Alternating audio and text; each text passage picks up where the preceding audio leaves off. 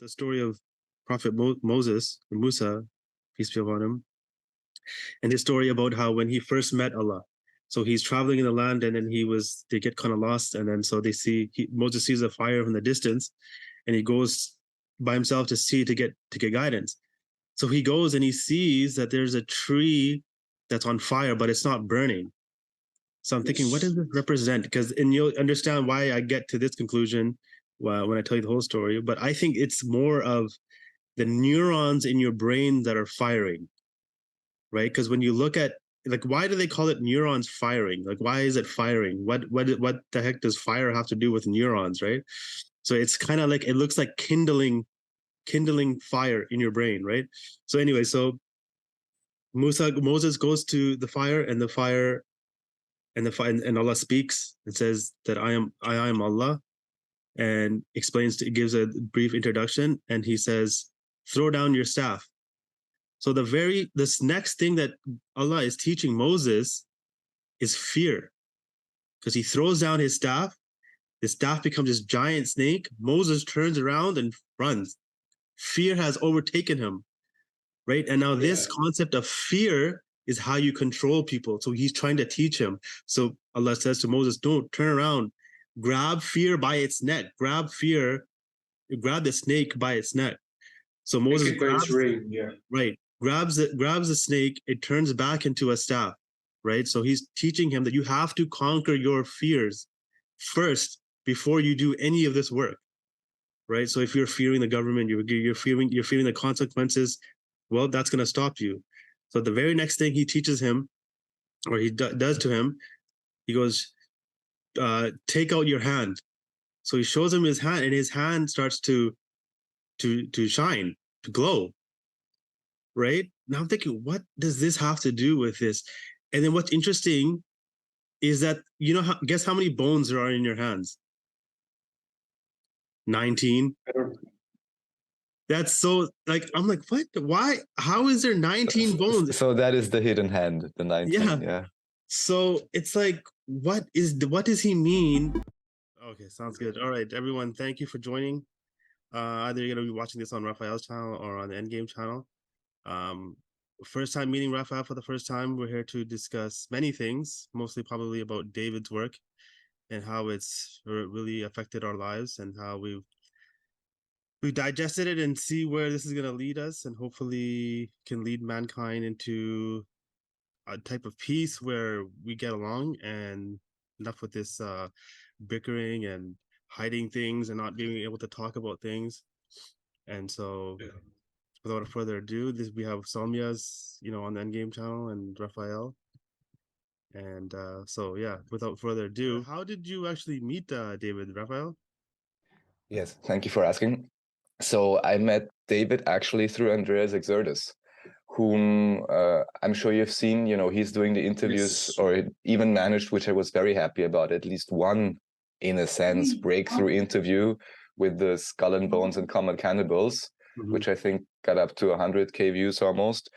Finally, at least something, I guess, because it seems to be such a contentious topic, or such a, how would you say it, button issue or something. And the first time I spoke to David was interesting, because this was one of the long podcast series I did with my dear friend Jim, and we invited Andreas. This was on Team Rabbit Hole, and Andreas invited David. And we were talking about something, and then David just gave a few statements and said something along the lines of, yeah, the Great Pyramids are fake and stuff like that. And whilst Jim was more like, oh, this is more something I hold dearly, I'm not so happy with this information, I was just, my ears were, turning, let's say. And I was like, this is really interesting. And then I guess a few weeks or months later, I somehow reached out to him through Andreas, and then recorded the first interview, which was called The Koran Against the World Order. And although I published it last summer on YouTube, I think I recorded it 1 year prior to that and published it on Odyssey first. So that's when it started. And then every few months, I would say, we did interviews. And then we did like a lot this winter, like 5 or 6 within a few months. So that's how I got the drip feed, in a sense, of information. And yeah, I always love, I want to say the information that would be considered heretical, simply because most usually and it's usually not even the obvious opposition, but then a further opposition, which is more hidden, which usually points towards the truth, as they do with the Hegelian dialectic and so on. You need to be quite cunning. Right. So, and I just realized he's got something to say. He's even bringing proof. It's obvious he's well traveled, and it's also not a type of information you would put out to curry favor with anybody, because it's a type of information, I would guess you agree, that would upset anybody, or any established institution, religious or otherwise. So that's why I know it must be relevant, or there is something here, because it's not something that makes you popular in that sense, right? Yeah, it's information that you have to seek for, right? It's something that the person has to be looking for. It's not something that's going to appeal to you right away, because honestly, when I first, when OS sent me the video, I think it was the podcast with you. So I watched a few, and then I reached out to David myself. And then all I said was, "Hi, David." And then he messages back, "Hello, how are you?" And then he calls you. I'm like, what the hell? Like, that was quick. And so that first conversation, he calls me and I'm at work and I'm in the middle of working and he's going just straight at it, full force. So I'm just like, what? Like, how is this possible? I'm trying to ask him questions and I'm trying to work. And then finally, actually, before we even our first conversation with David, I was going through so much because I read some of his stuff, and it because I was brought up traditional, right? Traditional Muslim. We believed in the Sunnah, we believed in the Hadith, and we put that Hadith so far high up where we have to now bring it down, and that process was caused so much conflict where like I was not happy, but I had to go through that process to fully understand. Okay, what proof do we have that these Hadith are true, right? And so that whole process was it was a life-changing process. And then as soon as you get David on the phone and start recording, it's hard to process that fast, like, because it's new for me at least. And I'm just sitting there like, what? Like, are you serious? Like, they messed around with all the manuscripts. Like, which manuscript, which font is it, right? Am I reciting it properly? Is this and then you think, okay, because a lot of the words that are translated, they're not correct. And I always thought, like, why is it such a big difference in the words? And then who was it that he said in his first book of the Egyptian was something Bukharat, John Bukharat. Oh, Bergstresser. I mean, there's different. Yeah, Burkhardt, who's then in German called Burkhardt. Yeah. So he was saying in that book that he was the Bukhari. So you do a little bit of research, you find out that his father was a Freemason, and I found his house somewhere I can't remember where, in Europe somewhere, and supposedly he lived for only 33 years. So I'm like, well, there you go. So this guy he was up to something, and that's just only one British spy or European spy that you find. How many spies were there, and what were they doing?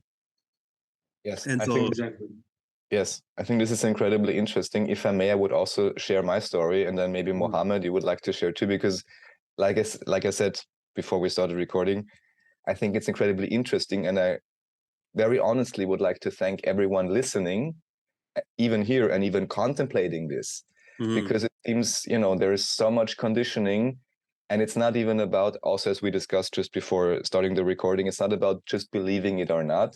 It's about being exposed to new information, synthesizing it yourself, and making up your own mind. That's all, I guess, all of us are asking, because only together we can figure it out. If everyone puts their pieces of the puzzle on the table, I'm pretty sure, we'll find the edges and we'll be able to fill it out as well. So in my particular case, it's, I would say, somewhat peculiar, although also somewhat within the program. So I'm born in Vienna, Austria, which is traditionally a very Catholic country, with a few Protestants. And, recently with the, I want to say, controlled migrations, work migration already many decades ago from Turkey, interestingly enough, mainly, and Serbia and other places. And then recently, of course, with the heavy immigration waves from 2015, there is a Muslim population.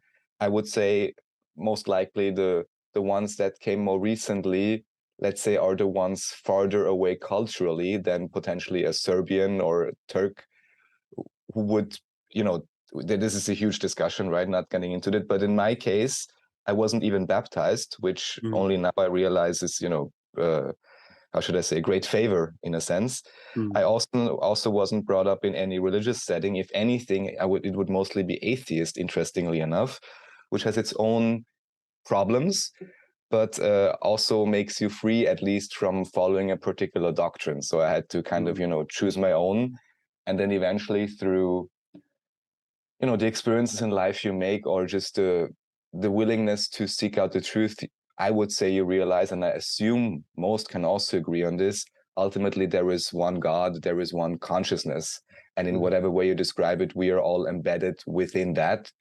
And that for me is the core realization, where I then also understood through David that all of these sects and so on that were persecuted, and even opinions within different religions, this is the one that's usually most contentious, because if you take it to its conclusion, it would mean there is no allowance for any type of hierarchy to be established within even a religious organization. There could be, of course, voluntary and submission. Priesthood. Yes, but there cannot be a priesthood just because of it, or any type of tithing or anything that does not come from a true realization or wish to be charitable, but from some type of force, which especially with the Christian countries, even though the Bible would also have prohibitions against interest and so on, but as you well know, in the West, none of that is being applied. So, yeah. So I just had the luck that I didn't have to deconstruct any belief in Christianity or anything, because I was already very suspicious of all of it. And I had always wondered, what about these Bible versions? How do I know who wrote them? How do I know if they were changed? And then if you have someone who actually knows a bit about languages and can go into the hyphenation and the spelling and so on, like David does, then you realize, oh my, there is really something there. And it's not just a guesstimate, but it's something you can translate to, just like the idea that Muhammad appears many times within the Bible, or Mohammedans, and this whole idea about the persecution and the crusades by the Vatican against the Germanic, potentially quote unquote proto-Islamic people. Yeah, that one was a big one. Europe being original Islam. That was. We will talk about that later. Soon, because I want to start with that actually. But I like what Raphael said about Egypt, particularly because I like what you said about David representing the further narrative, because he really does. When you think about the pyramids, for example, there is the conventional Egyptological narrative, but then you have a counter narrative, for example, from people like Graham Hancock recently, and these fringe archaeologists who hint to the possible building of the pyramids by alien civilizations, which kind of make you suspicious, because it seems that even the alternate hypotheses which represent the counter narrative have an agenda. Like, are they actually framing you to prepare for an alien invasion? But then what David does is he completely destroys both, and he just tells you, oh, there's a possibility that the pyramids are not even ancient. They were built recently. They were built by, modern construction projects. And it kind of unlocks this possibility in your mind, which even you repressed by yourself. Because in your mind, the pyramids should be ancient. That's how we have been conditioned, that the pyramids must be ancient. Baalbek must be ancient. These sites must be ancient. But we never considered the possibility that what if there is a chance that none of these are in fact ancient, but they are modern inserts that are creating a fake historical narrative to prepare human beings for, let's say, another great reset.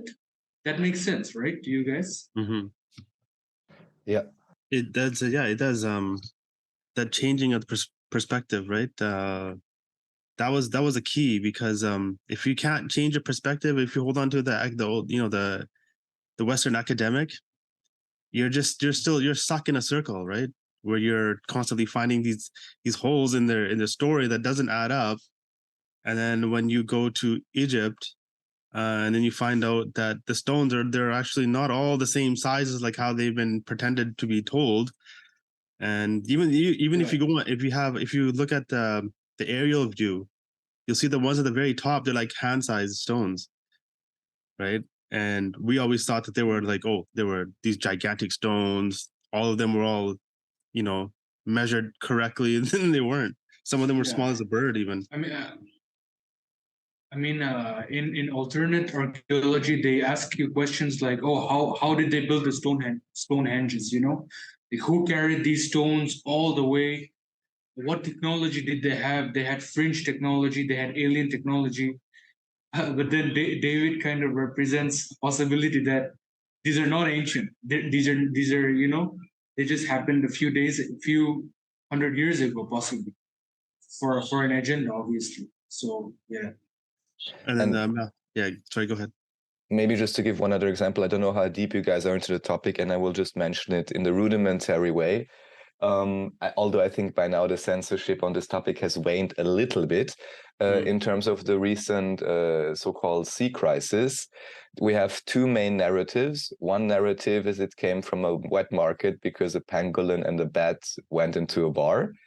The counter narrative that was spun from the beginning and heavily censored was that it sprung out from a lab and was either a deliberate or an accidental leak. And the third option, and I'm not going too deep into it, I'll just mention terrain theory and the idea that when this was first quote unquote discovered, it was actually based to 99.9% on a computer model. And everyone who then goes further can understand that even here again, there's two narratives being built up, and even very popular alternative hosts, let's say, they almost never go into this third option, even exploring it. Although the one, I'm not even mentioning the name now, but one of the most popular alternative guys in America, he even had on a doctor by the name of, I'm just going to say Dr. Andrew. And he actually knows about all of this. And he even hosted 1 hour of his show regularly. And I'm always wondering, I'm like, did they never speak? Because then they still go on with the narrative, although they even have one guest who's clearly destroying it, if you were to. So, and maybe here it's a similar case, and it's interesting. It's also kind of sad because everyone would want to, there is the real, political party opposition, or there is the real big group, media group that's fighting it. But most oftentimes, they also seem to be then adhering to the Hegelian dialectic of the counter side and not the resolution too often. Yeah. In the Hegelian dialectic, you have thesis and antithesis, and there is always an anti to the conventional. But the counter narrative is something far more reasonable because it doesn't fall privy to any agenda, Or what if the whole construct of the Hegelian dialectic is to propagate this two-sided clash of civilizations that will ultimately destroy each other? That's what the Hegelian dialectic does. It's controlled, though, right? It's controlled opposition. So they create the problem, and then they have the solution, and the solution is what they want, right? Either they created this virus, then they had the solution, and out of it, they got all the control that they wanted, right? But yeah, Assalamu alaikum, Brother Wes. Thank you for joining us today. I know he's kind of busy today with teaching. I'm not sure if he's going to be able to speak. He might be in his class. Passive mode, right? Yeah, I think he's just here listening. But anyways, yeah. So yeah, moving on with that. So okay, go on, whatever. I think you have a little bit of a plan of what you wanted to talk about. I have several things I want to touch upon. So briefly, before touching on some specific stuff I want to talk about, let me just ask Raphael, what made you interested about Tartaria? What kind of exposure you have to Tartaria? Because for me, I only whatever I know about Tartaria, quote unquote, is from David. And so I know about Islamic Tartaria, so to speak. But do you have any prior exposure to Tartaria? If so, just give us a little bit of what you know, yeah, your experience with this topic. Yeah, so I've been interested in, all kinds of things and things that people would have called conspiracies a few years ago that, many of them are not anymore. And also, actually, I was, or still in a way, am heavily involved in the whole, etheric realm and alien topic. Although here, we have to also revise everything and be really clear again, what is a real etheric entity? Call it daimon, neutrally, ghost. I think some would then call it jinn. Maybe you know more about this. And then there is all this presuppositions. Is it good? Is it bad?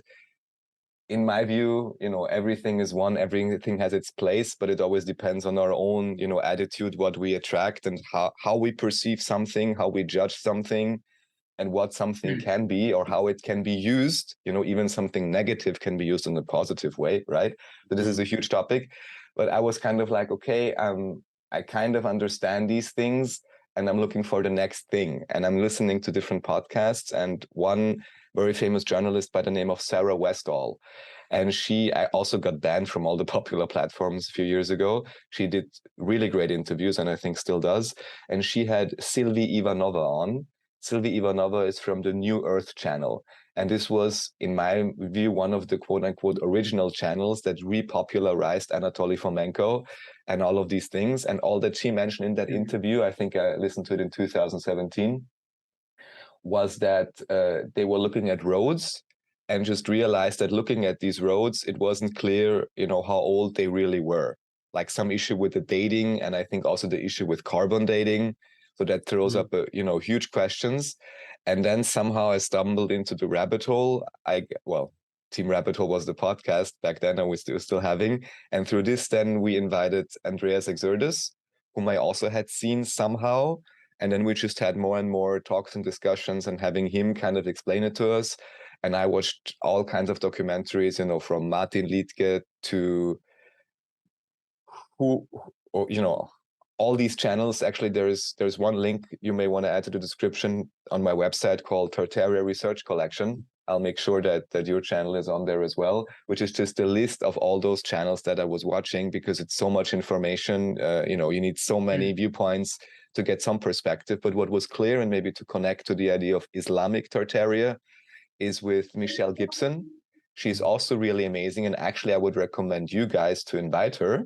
And I think I even know whom to ask, because she did a lot of research on what is called, let's say, Moorish America, or the Washikata Nation, if I'm not butchering that name now. Murica. Yes. Murica, yeah. And the whole rabbit hole, which is even official in European history with the Alhambra decree, the so-called expulsion of the supposed Jews, if they maybe were not what we would understand as Jews today. So she's really connecting that and this idea of a Moorish ancient civilization, and this would already, Moorish, Mohammedan, this is probably related as well. Yeah. Yeah, so with the Tartaria, just sticking to that for a bit. Yeah, like when I first started, I was always curious with all these cathedrals, especially the cathedrals, that they looked amazing, right? They looked like how could 17th century, 16th century people build such a monumental thing, and then when you look at them, they're like they can barely put clothes on themselves. So it never made sense. In the conventional narrative, what they tell us conventional, right? Yeah. And there was this one channel, I think his name was Anwar. I can't remember the exact channel name. I'll look it up. I think it's Anwar. Yeah. Yeah, Anwar. He did a very detailed research on the cathedrals, the placement of water in the basement, water pumps, and all of that. And that one kind of like made me open my eyes. I was like, there's something going on. There's something being hidden here, and I just couldn't put my finger on it. And obviously, we all knew that they were hiding something, right? Because there has to be something that they're hiding for us not to know. Well, what was it? Like, what is it specifically? What was it? And then when David came up with his last book, Jerusalem is in Europe, he explained how the arches inside the cathedrals and the water reservoirs, those are actually all mentioned in the Quran, stating that they were from the Prophet David. And even down to the word, because they're called rib vaults, those arches. And even the word in Arabic, it's called maharib. Maharib. Yeah. So it was like, that was shocking. And Maha means big. Maha means like a grand. So Maharib, it matches the description, right? Like a grand rib, like an arc. So right. yeah, in the language you see the details. Yeah, and Go on, one thing that really caught my eye was, like, this was something big for me, was connecting nature to the Quran, because I knew that the sign, if God had signs, they were obviously going to be in nature, right? You can't get around that. Whoever created nature created the Quran. So there has to be this type of link between nature and the creator that is in the Quran. And so when I looked at the cathedral, I saw that they're always using these shapes that are found in nature, right? And I thought, okay, that there has to be this connection between, the one who created the cathedrals and is connecting it to nature. And then when you realize that it was Prophet David, then it would make more sense, because this is what they were trying to do. They were trying to get people in their own time to make the connection between the nature and the creator. And so, yeah, that was something really amazing when I found that out. And it kind of made me think, like, how does somebody who's not a non-Muslim, when they hear this, like, what goes through their mind? Like, it must be like, kind of like, oh, I don't know about that. That's kind of hard to digest. Are you asking me? Well, I mean, I don't want to put you on the spot, but no, I think it's an amazingly interesting question. So, yeah. And for me, like I said, it's easy because I wasn't really indoctrinated into Christian faith or any of this type of sectarianism. Mm-hmm. If anything, I would mostly have been quote unquote New Ager. But even here, the main information that was always interesting for me is the idea of, how should I say, reality creation, perception management, and just very simple tools. You could call it hermetic law, which may have its own caveats, but just how do you apply? Yes. Maybe another day we can talk about that. Yes. This is, they will really get into advanced metaphysics, but it's a good, it's these are good starting points. And I just want to say that what I always felt is that in any religion, you would have at least particular, for lack of a better term, sects or groups that kind of penetrate the core of the mystery, that are mystics. And then it wouldn't matter if you call them Christian, Muslim, Jewish, or whatever, they would all realize, there is only one God, let's say. And all is embedded within that one consciousness, which for me is so important, because then it means nothing can truly be lost or destroyed, and nothing, then it may seem trivial, but in a sense also, if it's a construct within the one consciousness of God's mind, then it also means that in a sense, in the most positive sense, it is all for the experience. And it could even be said in a way that it's a game, which doesn't mean that it doesn't matter what you are doing. I agree with you. I agree with you there. Yeah. But it just means that you have such a strong input on it, and you can, by your own attitude, by the way you're acting and you're feeling and what you're striving for, you can just really have such a great impact simply on your own experience. Mm-hmm. So, and this is how you can choose to a great extent, whether you want to live a life of pain and misery, or of joy and excitement, potentially charity, and so on. So this has always for me been the core idea.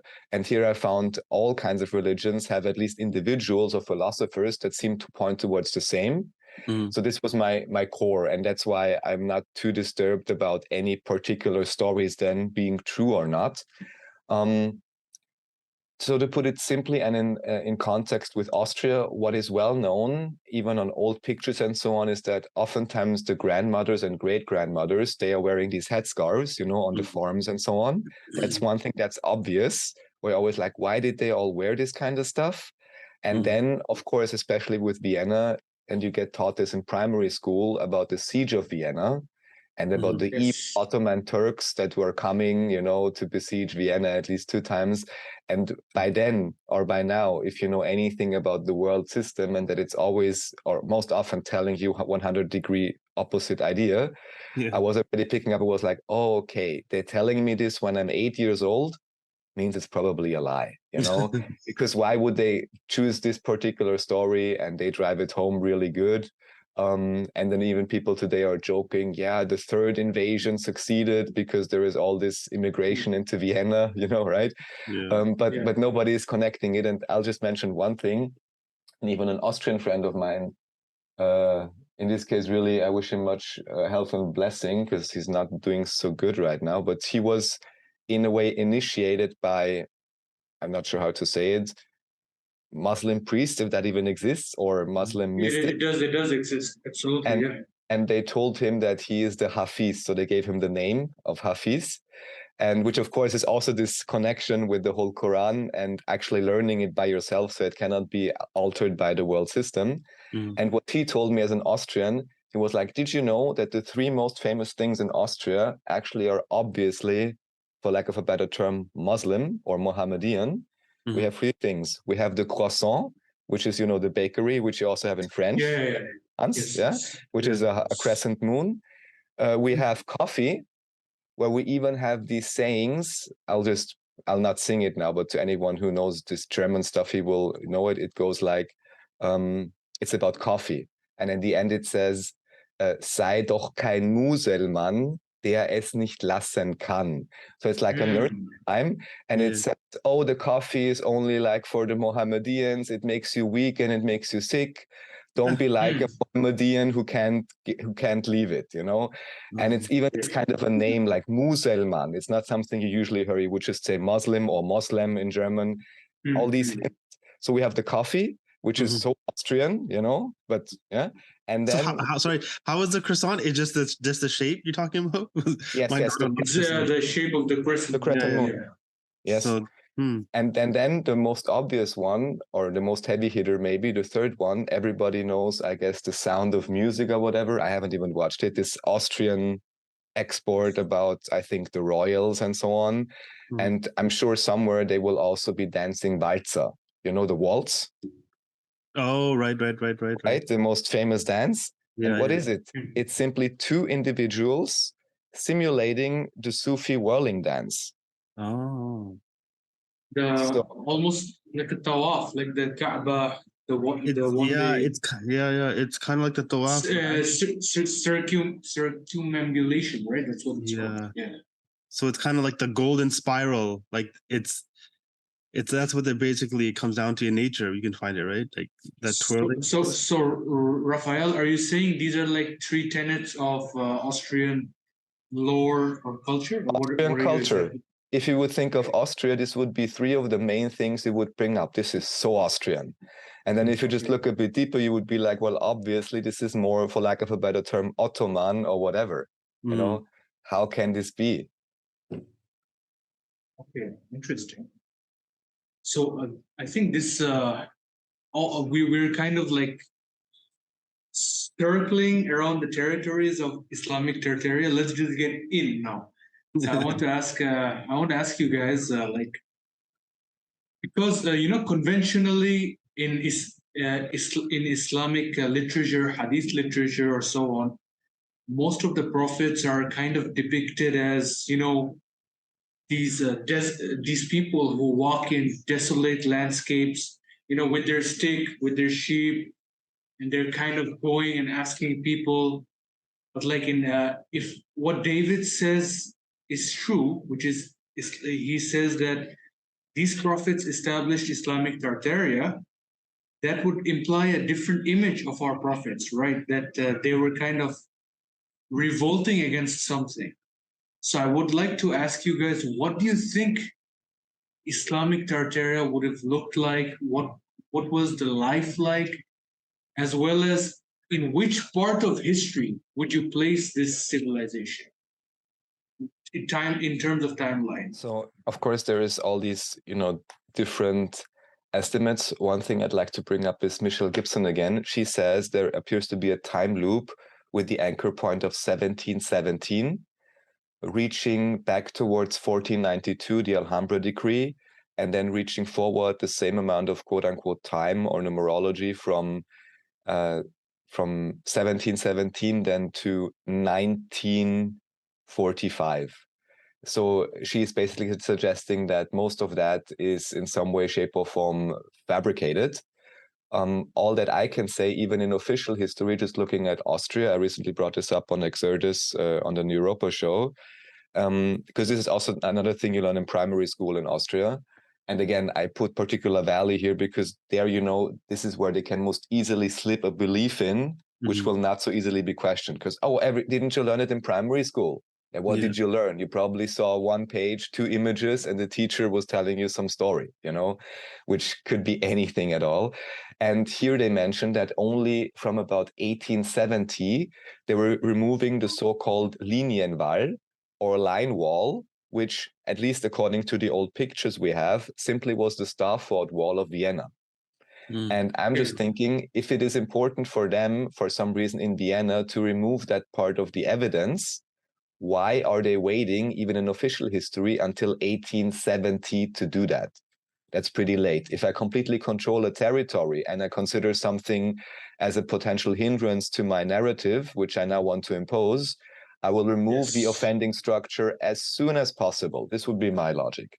So from that point of view, if that timeline even is somewhat accurate, then it would mean that the actual, let's say, hostile takeover of the lands or Vatican crusade has only fully succeeded at around maybe 1850, with all these Republican revolutions happening all over Europe simultaneously, which of course is extremely suspicious. And then with all the older royals and so on, David even likes to say Kaiser Wilhelm II would have been the last Caesar of Germany. I'm not sure what he says about Franz Josef, the last Caesar of Austria, or the almost last one, I think, the last important one. He's even questioning their historical accuracy, let's say. So this would mean that it would be possible that it was only about 1850 that the complete takeover of Europe had succeeded. And are you aware? Go on, brother Imran. No, go ahead. Go on. No, I was gonna say, that that whole Vatican taking over, even just before that. I'm not sure, Raphael, if you got into detail with David about, because he did go into a little bit about how they're saying, how David says that the Prophet Muhammad actually conquered the Vatican in Istanbul and kicked him out. Now, I mean, that's something completely new. I've never actually heard about that, and I don't think he's ever got into detail. Do you have any? Did you hear him say anything particular about that?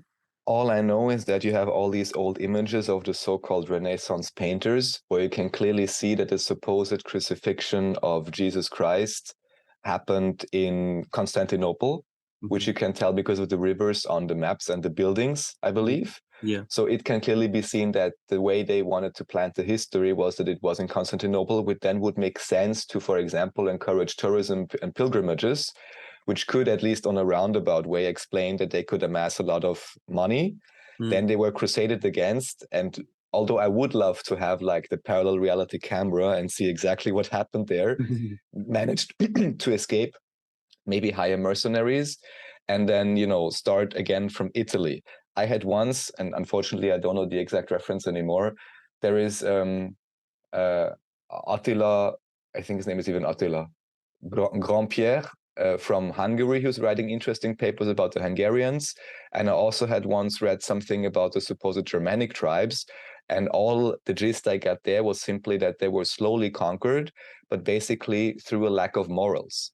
So those who allowed themselves to be bought, then slowly they were absorbed into the new structure. And David even said something along the lines of them, doing crusades every summer for a long time, which would then kind of put you into this Roman idea, the Romans against the barbarians, right? And then just crusading against them until eventually they took over all of Europe. You're talking about the Germanic tribes, when you refer to the Romans versus barbarians? In this case, I would say that the Romans would be the new Vatican force from Italy, Okay. and the barbarians would be the original, potentially again, proto-Quranic or whatever culture, civilization in Europe that maybe even through a long drawn-out war was potentially even massacred. I mean, if we take for serious what's written in the Bible, which may be a historical document and or a threat, as David explained on the interview I published yesterday, yes, then it clearly says, I will kill the precious ones, actually the Mohammedans, in their womb. Mm-hmm. And then we correlate it to today, and we can see that this is still going on. And you would have again this term of the Huns and so on, that actually would be the so-called Germanic tribes. And you would have the Cathars, Waldensians, and so on and so forth, that are described as sects or as original Christian sects that potentially also were rather proto-Quranic than having anything to do with modern Christianity at all. And mainly also, you have some of these quotes at least, these were groups that would not accept any law other than God's law and things like that. So they would not submit to the Catholic order, which, as I understand specifically in the Catholic Church, is bound to the Pope. So it's a clearly worldly hierarchical system, which more emphasis on that type of worldly obedience than spiritual obedience, if I summarize this correctly. Yeah? For me, when I go back into my own limited historical knowledge and understanding, because what baffles me is that if Islamic Tartaria was established in Europe, which David gives compelling evidence to prove so, then I'm just trying to infer what was this avalanche of destruction that occurred. What was the precursor event that took place to displace Islamic Tartaria? So, do you think that the great migration of the Germanic tribes that spanned several centuries into Europe would have been at the expense of Islamic Tartaria, and these Germanic tribes would have fought with Islamic Tartaria and caused the demise? Do you think so? The question is, when would this migration have occurred in official history? If you can give me a reference. If in official history, it's from the 1st century to the 5th century AD, or to the 7th century, something like that. Yeah. Okay, well then if we add 1,000 years, it could well be, although it would still mean either. So this is what I learned even from some book about, this was Rod Backstrom. It's a book called The Starfish and the Spider about organizational theory. And he's talking about one supposed history of how they defeated the Indian Apaches and so on, the Spanish conquistadors, if that story is even true. But the main thing even here is that it's about a lack of spiritual connectedness. So once you start selling out your family and your values for money, then your society's lost. That's the main thing. And then you cannot hold on to any distributed structure anymore, to self-direction or to immediately electing leaders. But then you're bound to some, imperial obedience structure, which has incredible downfalls, and which is also kind of why, from a systems theory view, I always like to say, if there is a conflict, quote unquote, one side already has won, even if it doesn't look like that, just because of systems theory type advantages that the system has, organizational advantages. Organizational advantages, yes. Which we could talk about it in a spiritual, metaphysical sense, but I would say this is very true. And I would like to bring up, I want to answer your question. I want to bring up one thing just so I don't forget it, because for me, this kind of shows that there is a huge thing to it, and that most likely this idea of a proto-Islamic society in Europe most likely is correct. And that is because, I'm not sure how much programming you get about it, but what about the main symbol of the so-called Nazi party in Germany? Yes.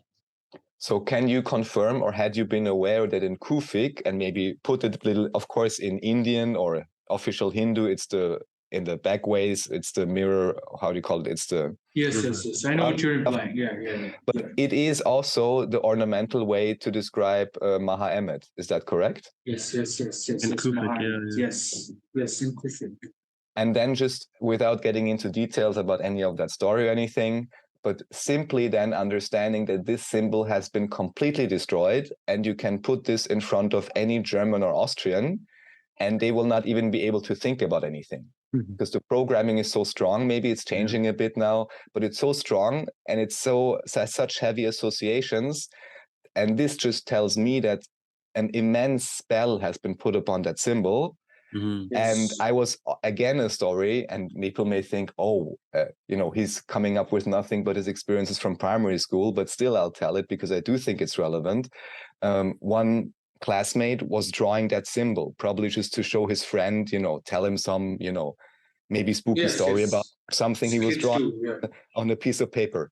And suddenly the teacher comes around and he's like, oh my God, I don't want to see that symbol anymore, and so on. And I was like, I have no idea what they're talking about. I have no idea what the symbol refers to, but it's supposed to be bad.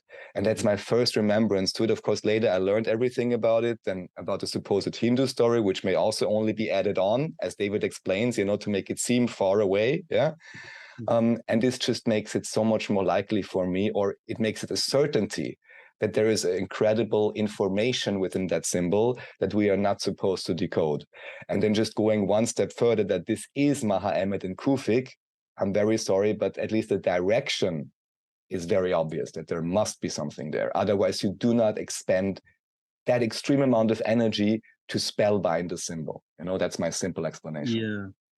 Going back to the original question, Rafael, do you think the migration of the Germanic tribes would have displaced proto-Islamic kingdom, Islamic Tartaria? I think the proper way to say it is that the so-called Germanic tribes and Huns already were following that unitary religion. So whoever was living there, they were the ones being expunged or whatever, by the invading Vatican forces. But of course, it still remains the question, how do we know what happened even 500 years prior? Was there another reset or something? The questions continue.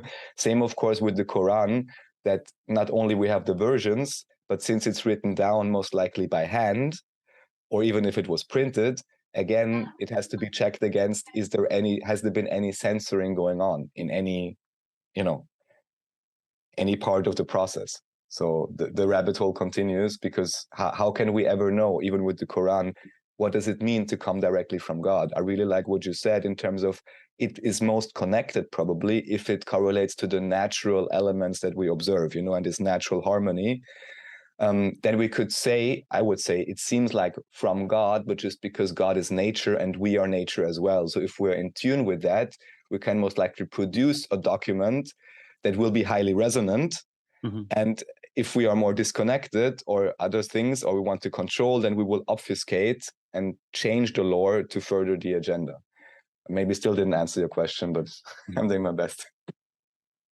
Like a politician. I don't think God is like nature. I don't think God can be subjugated to what he has created. So I would be really hesitant to say God is nature, but I would say that the belief in God is natural. Sorry to offend any atheists, but when you observe such impeccable order in the universe, and as you go deeper and deeper and deeper, it just seems there's more order. If you go deeper, there's more order. So if you go into deeper, if you go into the basics of it, it's all the math of how nature runs on. It's all the same pattern. You'll see the same pattern in patterns. Exactly. But going back to go. Hi guys. Hello guys. It's the Holy Ghost. Sorry, just for a moment. Unfortunately, I'm still not available. I just thought it was a very good point that was made here. I just want to say hello to Raphael first as well, actually. Hopefully we can meet on better occasion in the future. Certainly. I just heard you guys mention about nature and trying to determine about whether the Quran is something, because I think what Raphael said is right. How do you determine that this is actually the word of God? This is always the question, isn't it? Mhm. How do you determine that? And I like how Brother Imran also mentioned about the matching with nature and the scripture. So I think this is what the key is. When you find what is in this scripture that seems to match what is in nature, then that's something that gives a lot more assurance or a lot more credibility.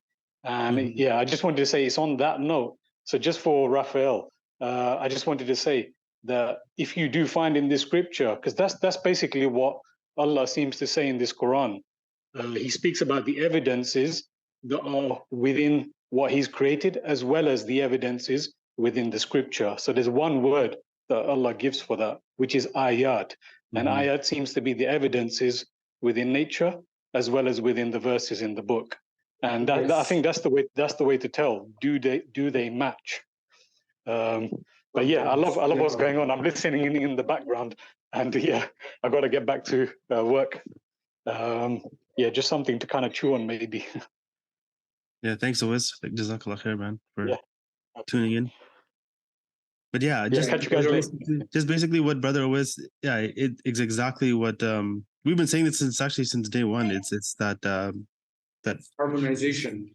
yeah, it's and the thing is, and so what the opposition does, the occult does, is they use this nature and they flip it on mankind. So they take is what's called natural law, and they use that to control you through their mind, right? So this is why, like, I'll just give you a simple example. So this is why they use like symbols like the sun, for example, on their flags, on their business's logo and everything, because they know that symbol of sun is that driving force. It connects people to think that, oh, there's just something that's valuable, that there's just something that I need, because everybody needs the sun, right? Nature needs sun, human beings need sun. So they take this natural law and they use it to their advantage to do something, basically to make money out of, right? And so what the Quran is telling you to do is to use that connection, but as a spiritual side, not to make profit or to make money out of, but to see the world for what it really is, which is a creation of God, right? And just to reconfirm that, and I'll also add that link on, Martin Hipp, with whom I'm doing the Europa shows with Andreas, he did a great presentation, in this case, based upon the ideas of Hermetic law, which again, we can discuss the finer points on, but he just showed, there are rules for it and how modern society has inverted them 100%, and how most likely in whatever previous society, we were more in tune with as much as we can understand as natural, positive, universal law, for lack of a better term.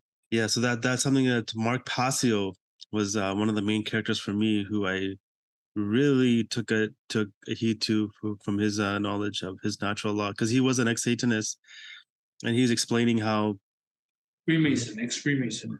I guess, sorry, yeah, Freemason. I mean, he was a Satanist too, he says himself, and he's saying that the people that he used to work for, the higher ups, they would tell him that we're making these books for the New Age movement, right? And they're the ones kind of behind it, portraying the exact same thing as they did in history, right? They're the ones that write the books, so they're the ones who are at the base level of everything that they've given out in the books. Everyone's going to learn it, and now they're in control of it. And this is how you misguide people, right? It's controlled opposition again, but yeah, but this natural law is key. You can go on. I will just offer one very small tidbit, because we also already mentioned language. And here, what's so highly suspicious, I mean, in English, you have the all, and in German, you say alles, allmächtig, allumfassend. And here, of course, al and Allah, is very close. And even you say Allemagne in French for the Germans.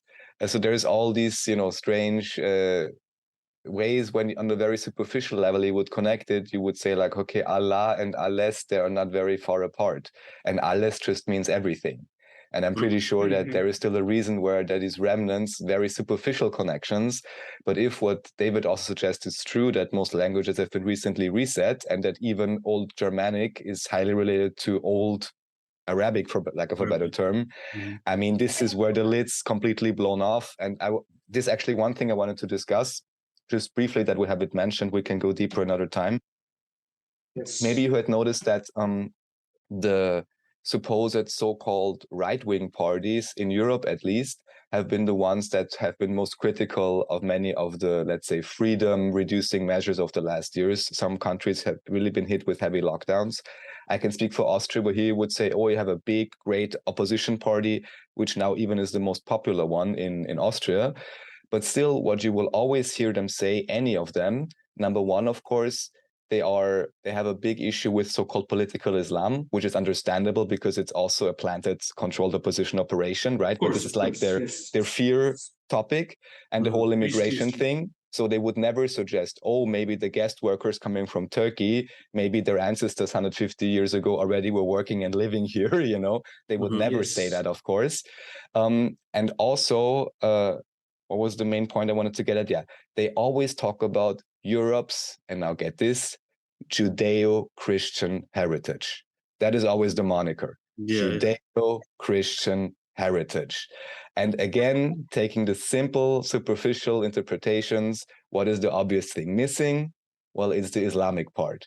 So that again would tell you that's something here which they want to omit, which may as well mean that originally, maybe all of those quote-unquote religions or variants have been proto-Islamic, or just however you want to call it, and common, and only recently have been shattered, not in Atlantis 2,000 years ago or 5,000 or 9,000 years ago, but maybe in Europe 200 years ago, with then again all the Waldensians, Cathars, and so on, and sects, and or let's say these were the remnants of the old religion, and then just, you know, imposing new sectarianism upon them to be able to divide and conquer Europe and the rest of the world, and then use the groups against each other. Yeah, I mean, if you were a nefarious overlord, what would you do? I know that's one thing I would certainly do. Exactly. You know, that's very interesting because one thing I wanted to say just before we go on, I just wanted to say that I remember one of Andreas' talk with David, and Andreas goes, and this has to do with language. He goes that even the word the law, it sounds like Allah. Yeah. So I was like, wow, you know, even these small little things that we don't see. Yeah, it was just like, wow, amazing. It is the law. Yeah, it is Allah. So, yeah, go ahead, Sami. One thing I found interesting, what Raphael said about Europe being claimed as of being Judeo-Christian heritage. Brother Imran, I don't have the reference, but there is a verse in the Quran which says, do not be friends and allies with Jews and Christians, for friends and allies of each other. So Jews and Christians can be our allies, but do not be friends and allies with Jews and Christians who are allies of each other. And I think the Quran would be pointing to this particular agenda, because these Jews and Christians who are allies of each other are doing so at the expense of, or to omit Islam from the equation, or this proto-Islamic heritage. So I just thought that was interesting. What do you guys think? Yeah, so let me recite the actual verse. It's in the 5th chapter, and it says, "O you who have believed, do not take the Jews and Christians as allies. They are allies of one another, and whoever is an ally of them amongst you, then indeed he is one of them. Indeed, Allah guides not the wrongdoing people." So that's what it actually says. No, sorry for that verse. So what it is, Sheikh Imran, he got it right. Some of them are friends with others, but in all of the translations, you're going to find that the Jews and the Christians are friends with each other. So you're not allowed to be friends with the Jews or the Christians. But the specific Arabic says some of them are friends with others. And that's what it is. Everyone wants to omit that. So they want you to believe that these are enemies. All of them are enemies. That's what they want you to believe. And I've heard that some people say that even the Say International translation is used by the likes of ISIS. Yeah, so that makes sense. A lot of these translations are favorable for agendas. So this one, you're right, when you read the translation, but if you look into the Arabic, you're going to find some of them are friends with others. So it's that group, exactly as you said, Sadiq. Yeah, sorry, I had to correct that one. No, that's good Yes, because yes. none of the Great. translations said some. Yeah, translations are Great. terrible. David said this as well. David pointed this out as well. I'm just gonna bring up. Yes, and I'll be Yes, honest, Raphael. I read half of the from Clear Quran. I read half of it online because only it's a pretty short book actually. But aside from 2 or 3 times where I saw, oh, okay, strong prohibition against interest, which I was aware of through Islamic banking, and I believe 1, 2 other things, I was like, I can still read it, but I know I'm not understanding anything because it's the words are changed. I don't know the context. So maybe this could be Yeah. something great for you guys at some point to maybe go even through the whole Quran or through particular surahs and just explain as much as you understand about it. I'm sure this would be popular because many people have been asking, David, like where to read it. And I think you really have to go through it with context and through the detailed knowledge that you guys have to be able to understand what it could really mean, because these differentiations you just mentioned, also ways you just mentioned, thank you, this makes all the difference, whether there is reconciliation or division, so this is huge. Yeah, so Trust me, exactly what Brother Wes was saying exactly here. It says here some of them, ba'dahum. So yeah. I mean, I don't understand why this is not even mentioned in any of the. Yeah, trust me, Raphael. The thing is, with the Quran, it's just like it's like several oceans combined. People think that and by people I mean Muslims. Like Muslims think that the Quran has been explained, everything is done. So in our religion, in like priestly Islam, the Islam that's been created by Muslim priests, there is a thing that says that the doors of ijtihad have been closed and we don't allow ijtihad anymore, which means that the doors of interpreting the Quran have been closed. They have been done 1200 years ago. No one is allowed to do that anymore. And this prohibition comes not from Allah, not from the Prophet, it comes from priests, Muslim priests. So Muslims in contemporary times, majority of Muslims take that as gospel, and people just follow whatever has been written in the books in the books written by the priests. Nobody has actually done due diligence upon the Quran again, because they are afraid that they will be an apostate if they go and interpret the Quran once again. But Brother always has done some amazing work on Quranic cosmology. Maybe we can talk about that in another episode, Raphael, cosmology. But the thing is, he knows more than me that when you look at the Quran, omitting all the bias, all the conditioning you have received as a child by the priests, it opens up just another new world of opportunities, because you see the Quran for what it is. It's like it's talking to you. It's not the priests that you're following whatever they have said. So that's about the Quran. Like it's just there's just so much more to uncover, but people don't do it because they're afraid of apostatizing from. Yeah, and that's what David does. That's what he gives this different perspective on these verses. It's like, wait, how did I even miss this? Right? Yeah. Like for example, the perfect example would be the verse about David, Prophet David, him building these big arched monuments and water reservoirs. Like out of all the Tartaria videos that I've watched, I totally missed that verse, and it took someone for David to bring it up, right? But yeah, it's what Sami is talking about is so emotional, man. Like it's like you just keep knocking on their heads, like, why aren't you waking up? Why aren't you seeing this? Why aren't you doing this? Nope. It's like they're under a spell. Honestly, it's like they're under a spell. Like they can't think for themselves. They're just so, I don't know what it is. I think it's just the indoctrination of going to school in the West, right? That the teacher's always right, the professors are always right. They can't be wrong. The science is 100%. And so I guess that whole thing puts a spell on you where it's like, no, you don't exist because you don't have this educational certificate that we're all looking It for. does. Right? And recently I spoke to a friend about this, and he was like, yeah, my son is going to school, he's enjoying it, but as soon as he doesn't want to go anymore, I'll be happy for him. And I was like, oh, that's of course I agree with the current system, but I'm curious as to why. And then he said, well, because all that school is for, and even here we have like famous, I think, Maria Theresia officially in Austria for introducing compulsory education. These people are still revered as saints. And what does the third world need? More Western education. Yeah, exactly. What a joke. What do all the, uncultured, I'm deliberately saying that now, immigrant Muslims need? They need more Western integration. Well, integration into what? Kind of a joke of, of thinking and system. But then he said the only purpose of school is to teach obedience. And how can you verify that you teach obedience? Only by giving useless tasks. Because if a task had a purpose, you would be self-motivated. So you must be given tasks that are useless, like in the military, and unnecessary and idiotic, to measure and verify your compliance. That is the only purpose.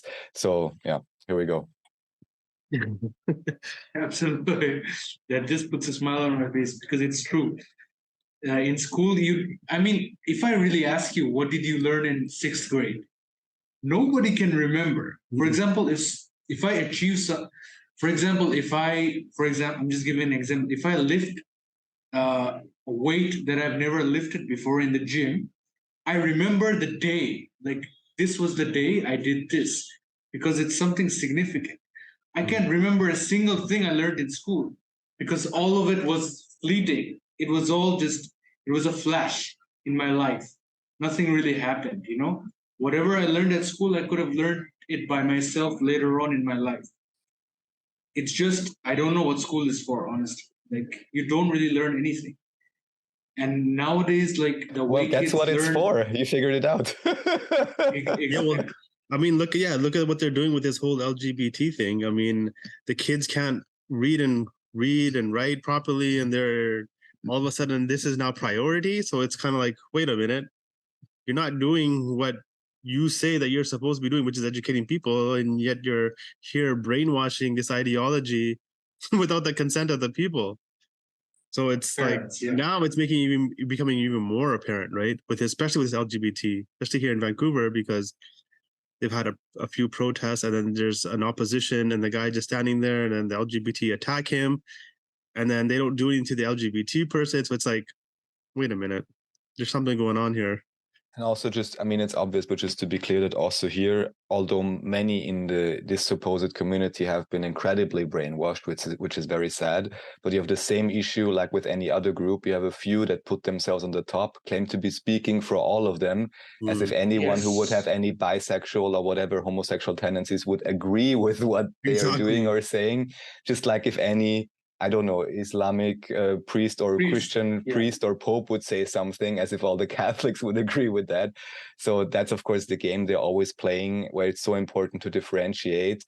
And then just, I think, also really be compassionate, because many people fell for all kinds of programming, which is not about them living themselves authentically, but following some kind of agenda. So it's an incredibly tricky game to be able to get out of it yourself, but then also have the compassion for everyone else to really also be effective, even in, not really, but proselytizing in terms of just understanding, you have to be very understanding yourself. And I think this is one of the most interesting things even about human life for me, is to really understand my own belief system and the belief system and perception of others.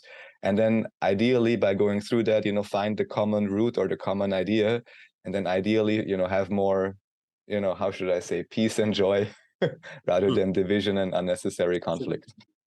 I mean, you see this this trend of tribalism that's going on. I mean, first, as Brother Iman said, the LGBTQ movement, but then on the other hand, you also have other extremes, such as, for example, the Red Pill movement nowadays. Andrew Tate, he's the prophet of this movement.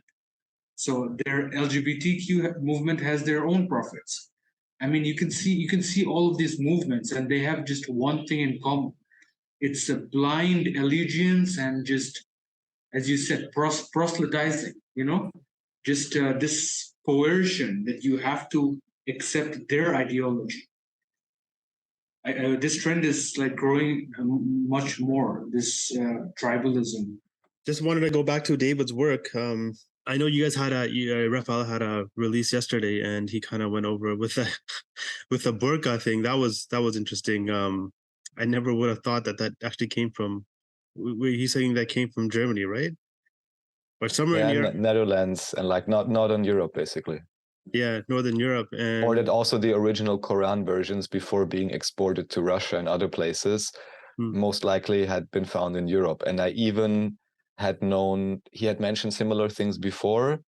And there's also one guy by the name of Mario Pras, who's locating Jerusalem also in Germany. And there's even cities and then town sections named very suspiciously.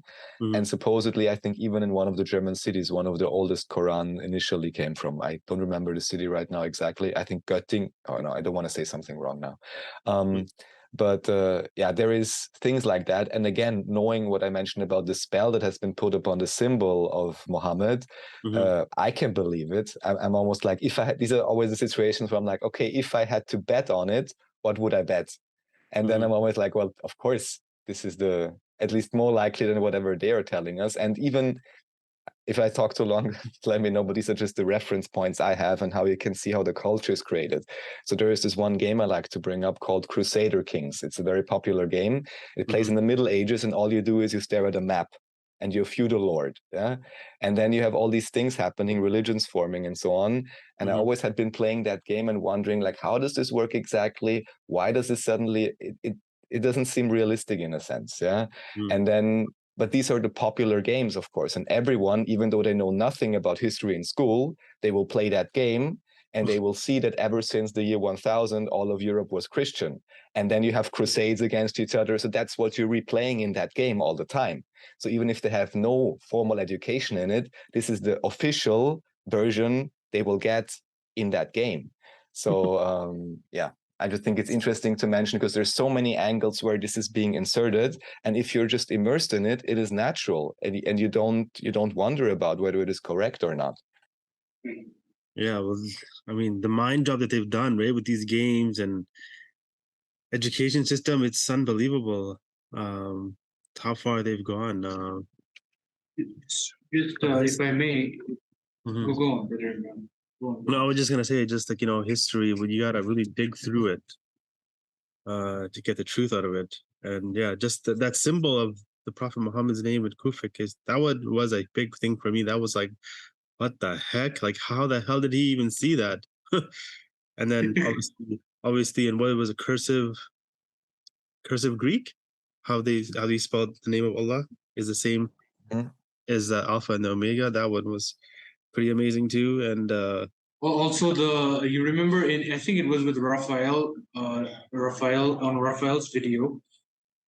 David was making the correlation between the Buddhist chant Maha Amida and Maha Emet. That one is actually my favorite video. That was my favorite video because it's that one was the opposite amazing. side. Yeah. And this is what actually, now because you reminded me, I wanted to ask Raphael this because I remember when David said this, you were like, what? Like, you got so shocked when David was speaking about the Knights Templar and how he was saying the Knights Templar were actually knights that came from Prophet Solomon, and they were praising a deity, or not a deity, sorry. They were praising the Prophet. They were praising Baphomet, but Baphomet was Muhammad. Yeah. But this one I'm kind of like I was reluctant upon, and I'm still not clear upon it. Like, what about the statue then? The statue of Baphomet, does that have any correlation with what their the Knights statues? Templar Obviously, they had to make some insertions, right? They had to add stuff. They can't just remove it completely because there's just too many people that know about it. But what they can do is they can add things to it, right? It's just like you know how in Islam or in Arabic, kafir or kufr means to cover, right? It's all the same, to cover. Absolutely. And to kufr. Yeah, so cover. They're just covering the truth with this idols and false information, whatever. And so what David's doing is he's removing that false and just showing you that, look, Baphomet was actually, they were probably doing something to the name of the prophet of Muhammad, right? And so, yeah, that one was and also it's just relevant to know that I think the modern depictions of Baphomet from Eliphas Levi, they only emerged, I believe, in the 19th century. So here it could also be that first they, you know, changed the name around. And even here it's interesting with Pan, you know, the Greek god with the horns. Right. You have the winter god Ceranunos, and this is all kind of this nature spirit idea. So we don't know how often the symbolism got changed, but for me this would almost be, okay, it's clear. And this is how I would have connected it earlier to like Pan, you know, the god of nature, let's say, is that of course the Vatican Church in its disconnection from spirit and nature is crusading against nature, against the symbolism of nature and against the great truth of nature or of the natural order. Natural order. Yes. That's quite interesting. So this go on. No, I just want to answer your question. So please phrase it. I will try to answer, or if I did or didn't. So this symbology of Baphomet is a 19th century invention? Yeah, at least the Eliphas Levi version. I'll look it up right now. I think so too, because I know. So they use the symbol of the goat, right? That symbol of goat. The hermaphrodite goat. The hermaphrodite goat. But that symbol of the goat, from what I understood, it actually has to do with finance, because goat in how would you say? In, I guess, corporate, not corporate law, but basically in corporate terms, goat is it's a way you channel water underneath a city. It's an actual way of diverting water. And they're thinking of water is the money flow. They're flowing the monies, right? It has to do with it always has to do with money. Currency. Yeah, currency. Yeah, currency. There you go. Exactly. Between the banks, yes. Between the banks. So they're in charge, or they're controlling the current through the water system. It makes perfect sense because But what about the hermaphrodite part, and the horns? I think the hermaphrodite from Mark Passio, it's the left and right. It's the masculine. Okay. It's the masculine and femininity coming together, right? This is why you have like snakes and dragons that have wings, because he goes that it's the male side and the female side merging together, right? It's a left and right brain merging together. And so the right brain represents the big picture. You get to see the big picture. So it's like the bird's eye view. You see everything. And the left brain is the microscopic. Right. The masculinity side is like the driving force. It's a sun, right? It's driving force. That's why it's always a snake, because it's cold-blooded. It just knows how to attack and get things done, and that's it. You can't see the big picture, right? You become too left brain, like these hardcore scientists. They become left brain. They only focus on the atom. They don't look at the whole picture, right? Exactly. Yeah. So someone who is involved in science, I've seen the scientists, majority of them, they can only think in terms of numbers and data. Yeah, but they fail to see the macrocosm of everything. The synchronicity, as Raphael would understand. Yeah, the synchronicity. Yeah, exactly. So just going back to the fake depiction of Baphomet, what compelled them to, Raphael, I'm asking you, what compelled them to mislead this connotation, this name, that Baphomet is connected to this particular idol? What was the process behind that? Do you know about this? Well, I cannot tell you about the process. I would only suggest that it makes sense that it is a relevant term to obfuscate, because now you would have it in an apparent opposition to Christianity. Then you would have all kinds of people worshipping it without probably understanding the real heritage of it. And because even with that symbol, I think one sometimes differentiate between the goat and the other thing is Aries. So, and I believe even in the Bible, isn't there something like Age of the Ram or something like that? If I'm not, or they like the slaughtering different animals. I'm not sure exactly, but there is some reference to that as well. And always with the horns. I always like to mention in Japan, the wife in the married, when they marry, they still carry horns under like a sheath.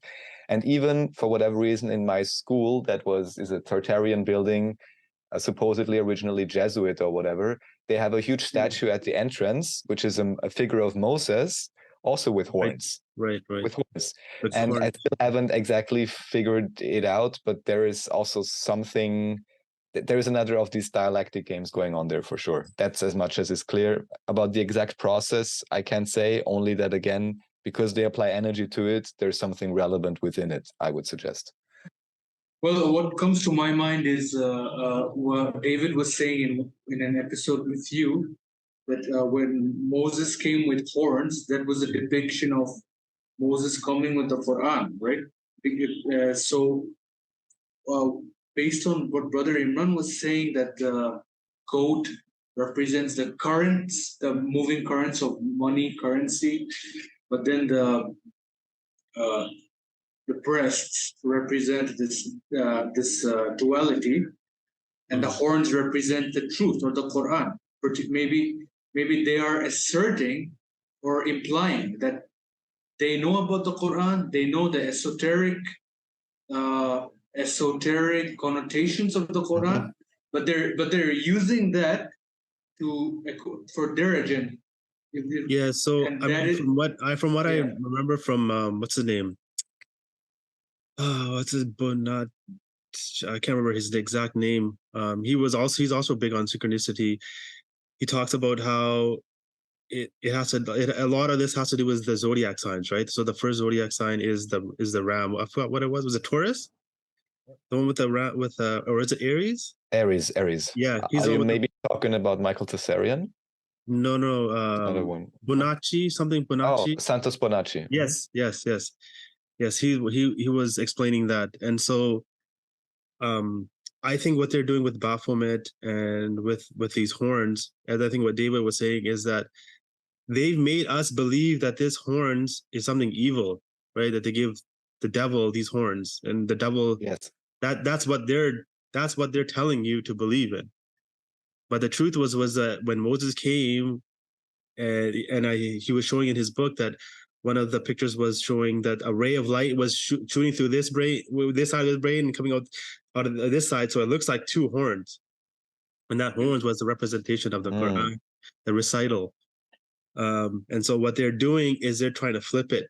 Like, no, these horns are actually something bad, but actually they represent Moses, they represent Attila the Hun, Thurk al-Nain, right? The horns. And horns is something that's represented in nature as power, right? You see rams that have horns and they defend themselves. So, yeah. So I think that's where the horns comes from. Yes, it makes me think also of the two Masonic pillars for some reason. Right. So it's interesting that horns, I mean, in the depiction, if you would, and I think most everyone would go from top to bottom, is the first thing, is the highest thing, is the most important thing. So I like what you say, that someone has to know about the esoteric origins of all of this. Yes. Absolutely. Yeah. And there was another point I just lost, but kindly go on. But yeah, So we're talking about Baphomet. It's very interesting, absolutely. And even the word Baphomet, Mahomet, so there could be some mockery or esoteric connection there. I don't know what baffle means, but yeah. Baffled. That's what it's basically trying to do, is trying to baffle you, right? Trying to baffle about Muhammad. But I wanted to ask you guys, because David used an interesting word when we were talking about the Germanic tribes. You said resets. So I'm going to ask, do you think Islamic Tartaria was like a one-time thing, or did it have like cycles of existence? Was there collapse? Was there resurgence? Collapse, resurgence, or was it just a one-time thing in history? And then once it met its demise, it ceased to exist anymore. What are your thoughts? The reason I ask the question that was Islamic Tartaria a one-time thing or was it cyclical? It's because the Quran it tells us about Prophet Solomon's kingdom, right? But then what David has presented is like the Prophet Muhammad conquered or defeated the Vatican. So it shows like Prophet Suleiman had massive power, and Prophet Muhammad also had, a lot of backing. So it just makes me think maybe Islamic Tartaria existed at 2 points in history. But then that would also, I don't know then if Prophet Moses and Prophet Isa, Jesus, were there at the time of Islamic Tartaria or were they not? So that's why I posed the question. Raphael, do you have any understanding of this? Yeah, so well, I like what Imran said. I cannot add too much to it because there's too long of a time and I'm not firm enough in Bible studies or something, but I like the way you do it. That kind of probably there's something true about these events. So these may be the cornerstones of when something happened and what actually happened, we have to figure out. I just remembered what I wanted to say earlier because maybe because of my, approach to spirituality, but I really think it brings it together about the horns. And because you mentioned a ray of light coming from one side and going through the brain. Yeah? And what I think of, this is the synchronization of the brain hemispheres that people talk about in many spiritual practices or whatever. But this then also, of course, connects with the heart and with the gut. Nutrition is all important. But then if your vessel is clean, there is this lossless connection within the entirety of your system. And then you're certainly not dependent on any type of priest anymore. So this is what it's about ultimately. And most likely many, those that still have some truth in them, scriptures or something, would be a portal, to establish that spark, right? Just as many other practices too. But I think this really is then solution, or this is what makes you more self-directed, because then you are directed towards a truth or an ideal or the idea of God, and not towards whatever a priest wants to program you with. But you can only get there when your own system is functioning, so you can kind of receive that energy, intuition, however you want to call it, insight, divine guidance, synchronicity. Exactly. That's a good way of putting it. The only thing I could actually think of is to connect that with nature is like, how when the light goes into the sunlight, basically, or guidance, or nur, as they say in Arabic, goes into your brain and synchronizes, just like how a plant, it gathers sunlight for energy, and it turns that sunlight into chlorophyll, which gives it that green color, right? So sunlight enters, cleans your system, gives you that green, right? That green color. So green has esoteric connotations as well. Yeah, if you look at the color green, where does color green go into the chakras? It's the heart. The most important chakra is the heart, and that's why it's green. They know this, right? And they actually got this. This is what I believe. This because it's just from my own thinking. They got this from the sunlight, because what happens is when sunlight hits the atmosphere and it hits after it rains, you get the rainbow color, right? So similarly, light, when it hits the atmosphere, it gives color. So light in itself has no color, right? It's clear. It doesn't take sides. It's just clear. It's what gives light. So what they've got us thinking, oh, this rainbow, we have to follow the rainbow, right? This whole thing that they're trying to do with the rainbow, they're trying to miscue that into something that's really beautiful, right? Which is new, or sunlight that comes into this world and gives it life. So because you're saying because the rainbow is already split, so we forget about the white light. Is that what you mean? Kind of. That's what I'm saying. About the source. They're not looking at the source. They're just looking at what you can physically see. Yeah. Yes. So it's all about physicality instead of the more metaphorical. So this is becoming more, they're trying to get us to become, this is what I'm thinking, they're trying to get us to become more left brain instead of more right brain. Definitely. Right? Yeah. Definitely.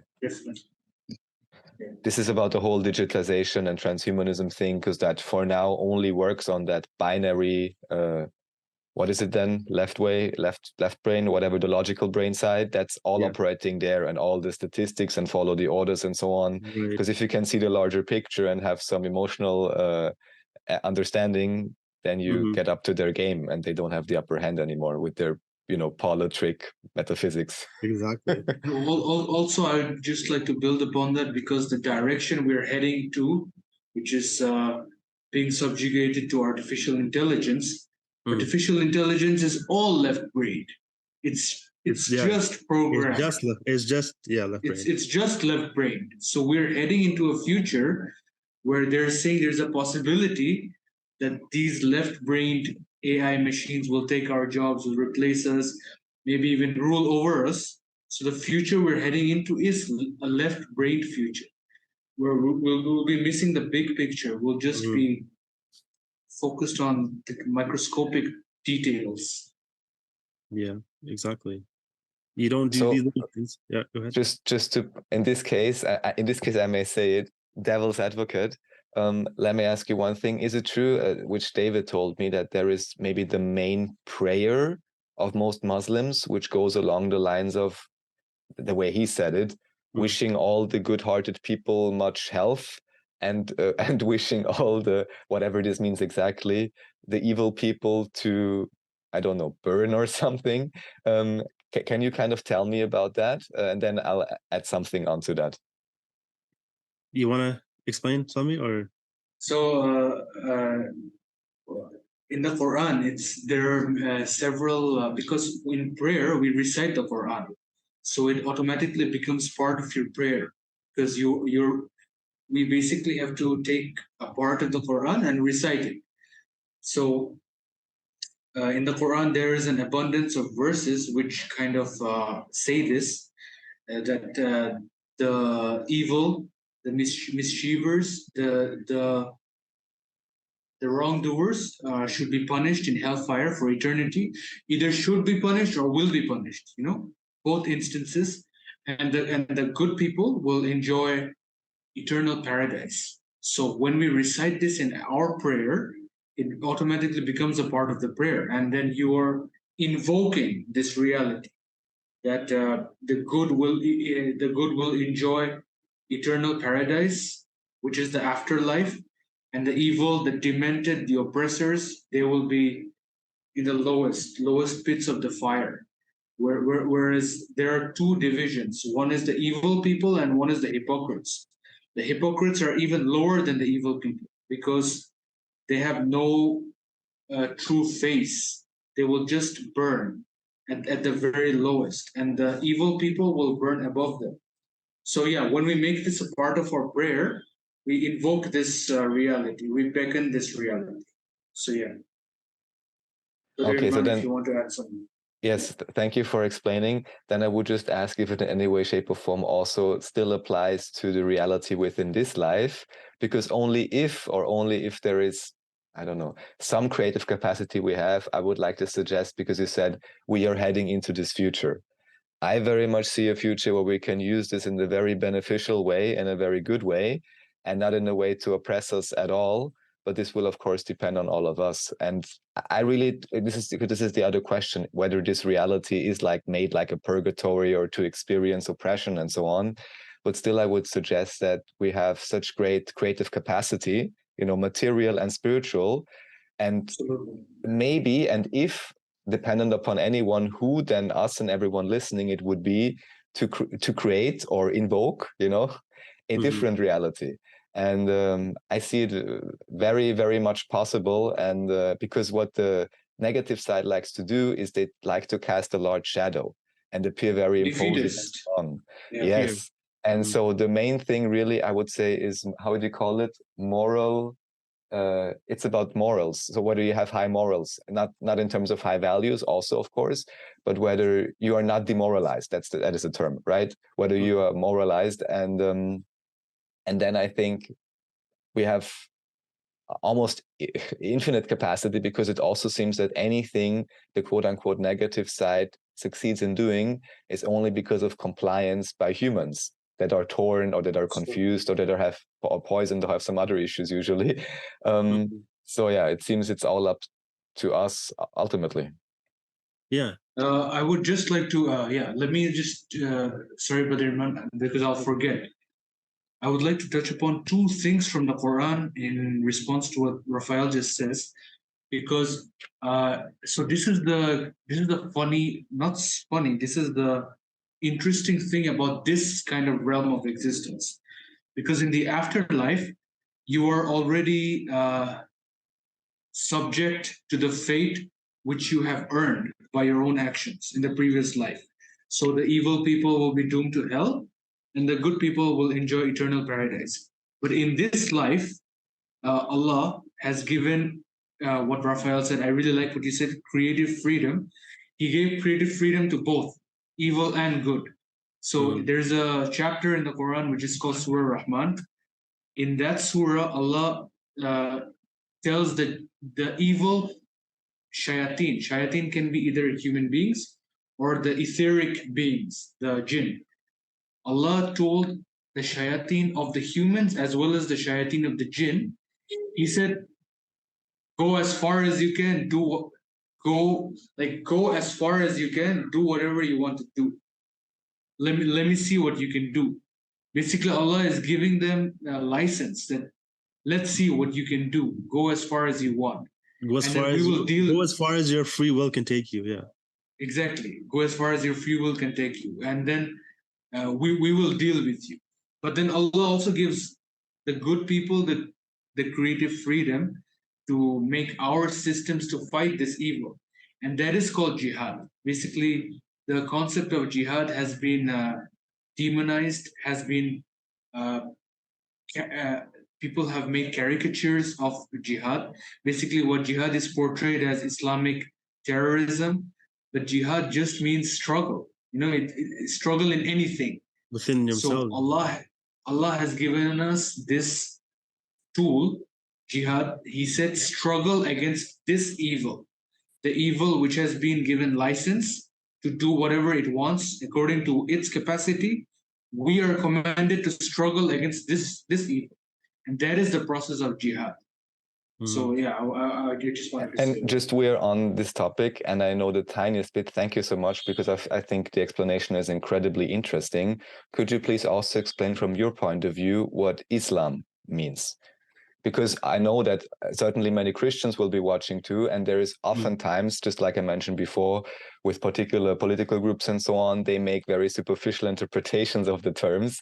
So maybe just explain that, just as one more basic aspect of this, because I'm sure many are interested. According to my contemplation, Islam is a juxtaposition. So Islam, the word itself means peace, but peace is an ideal. It has not manifested itself in this world we're living in, because there is evil. The problem of evil exists, and that's to counteract the problem of evil, you have jihad. So that immediately implies that Islam has not manifested yet, because Islam is a utopia. It's an ideal. It's a thing we strive to get. It has not been gotten yet. So yes, we have the religious tenets, we have the acts of worship, but I'm talking about the state of peace that has not been achieved. So there is the juxtaposition between the ideal and the manifest reality, whereas the manifest reality is the fight between evil and good. That is like eternal. That will keep going on in this realm till the afterlife. But Islam represents after the fact, the concept, the utopia, the ideal. It's after good has defeated evil and established our utopia. That is Islam. And so that is what I understand Islam to be. Thank you. Yeah, so I just wanted to maybe share this story with Christians and everybody, just tie this in with David. And something that I found interesting that I still kind of thinking about was it's actually about the story of Prophet Moses, or Musa, peace be upon him, and his story about how when he first met Allah. So he's traveling in the land, and then they get kind of lost, and then so Moses sees a fire from the distance, and he goes by himself to get guidance. So he goes and he sees that there's a tree that's on fire, but it's not burning. So I'm thinking, what does this represent? And you'll understand why I get to this conclusion when I tell you the whole story. But I think it's more of the neurons in your brain that are firing, right? Because when you look at, like, why do they call it neurons firing? Like, why is it firing? What the heck does fire have to do with neurons, right? So it's kind of like, it looks like kindling fire in your brain, right? So anyway, so Moses goes to the fire, and the fire, and Allah speaks and says that I am Allah, and gives a brief introduction, and he says, throw down your staff. So this next thing that Allah is teaching Moses is fear, because he throws down his staff. The staff becomes this giant snake. Moses turns around and runs. Fear has overtaken him, right? And now this concept of fear is how you control people. So he's trying to teach him. So Allah says to Moses, don't turn around, grab fear by its neck, grab the snake by its neck. So Moses grabs the snake, it turns back into a staff, right? So he's teaching him that you have to conquer your fears first before you do any of this work, right? So if you're fearing the government, you're fearing the consequences, well, that's going to stop you. So the very next thing he teaches him, or he does to him, he goes, take out your hand. So he shows him his hand, and his hand starts to shine, to glow, right? Now I'm thinking, what does this have to do with this? And then what's interesting is that, guess how many bones there are in your hands? 19. That's so, like, I'm like, what? Why? How is there 19 bones? So that is the hidden hand, the 19. Yeah. So it's like, what does he mean to, why wouldn't he just have his whole body glow? Like, that would be even better. Like the guy just standing there in light. But why his hand? I think what this is that when Moses now goes to Pharaoh and he shows him his hand that's glowing, Pharaoh's going to know that he knows that there's something to do with the number 19.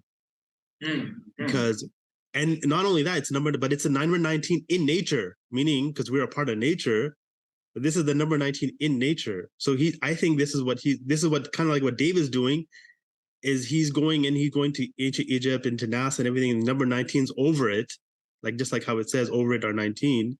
So he's showing that he knows the mathematical code that you guys are trying to manipulate people through, right?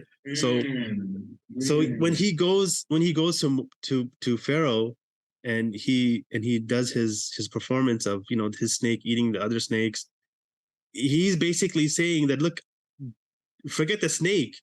I'm in contact with the one who created the snake, right? Because why wouldn't his snake or his staff just turn into a lion, something a bit much bigger being, right?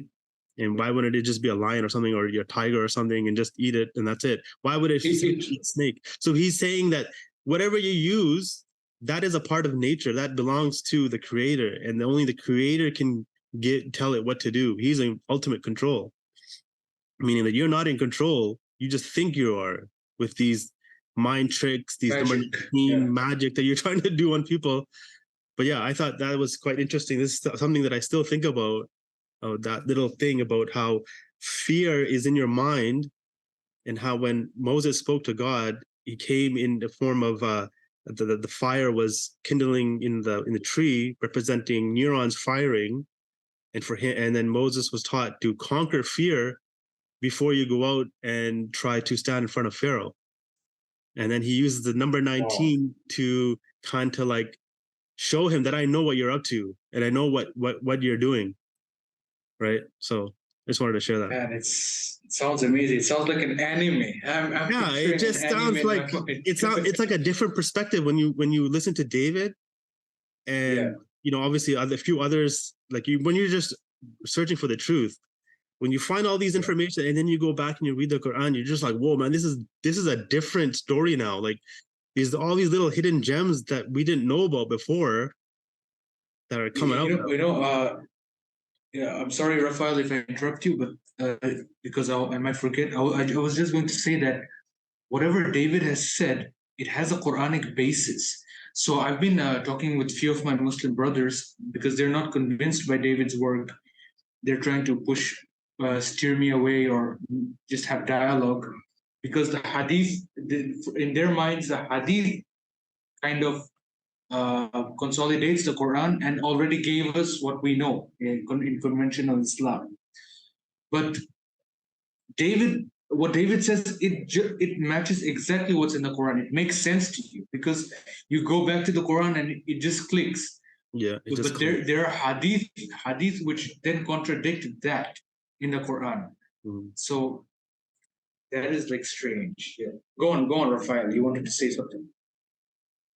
Indeed, what was the point we were on just now? We are talking about Moses. I was talking about Moses' story.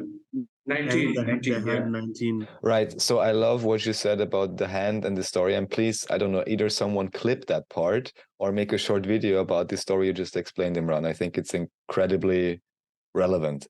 It may actually be the hidden story behind this. This would be amazing, I think.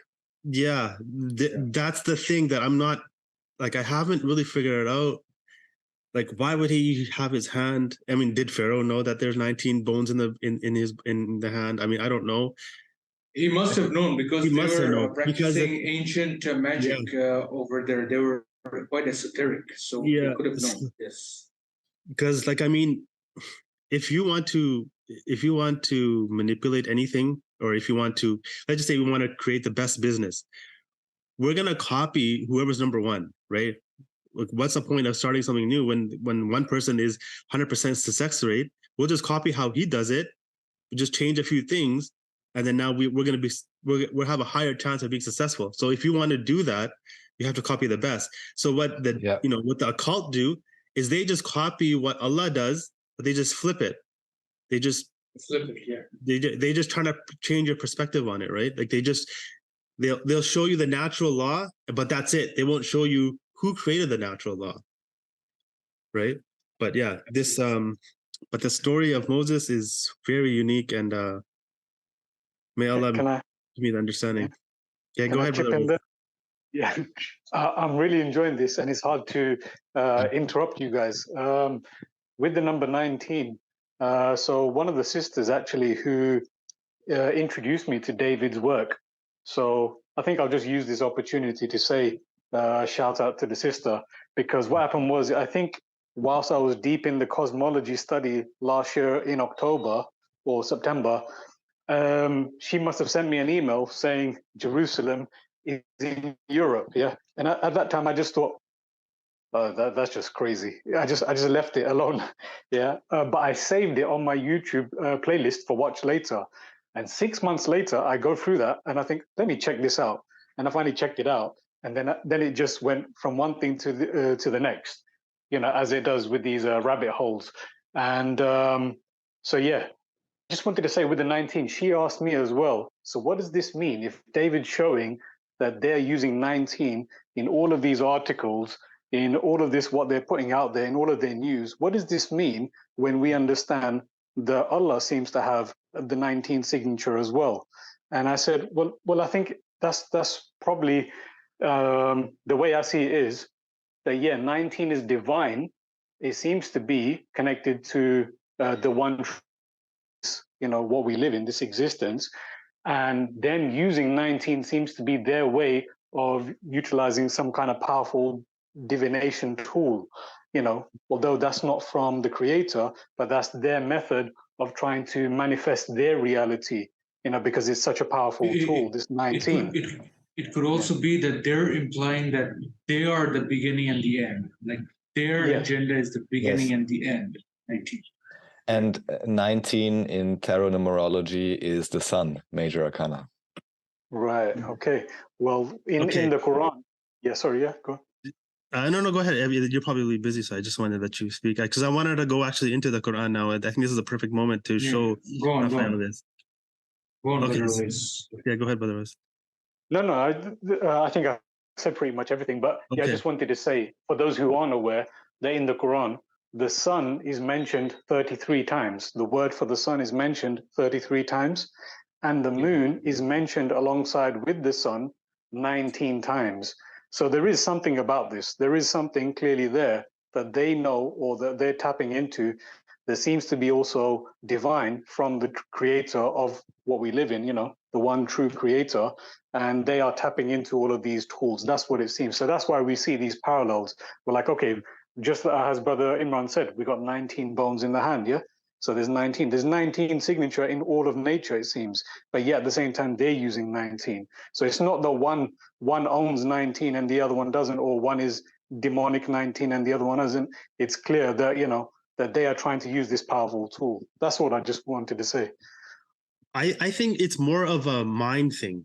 It's more of subconscious. It's it has an effect on your subconscious and your conscious mind, because one is the beginning and the 9 is the end. So it's like it's all encompassing, right? Number 19 is all encompassing. So let me give you an example. So the occult, especially the Freemasons. Let me just bring this up. This is what they think. And also, if the sun is mentioned 33 times in the Quran, and the Freemasons have 33 degrees of ascension, there's another one. Yeah.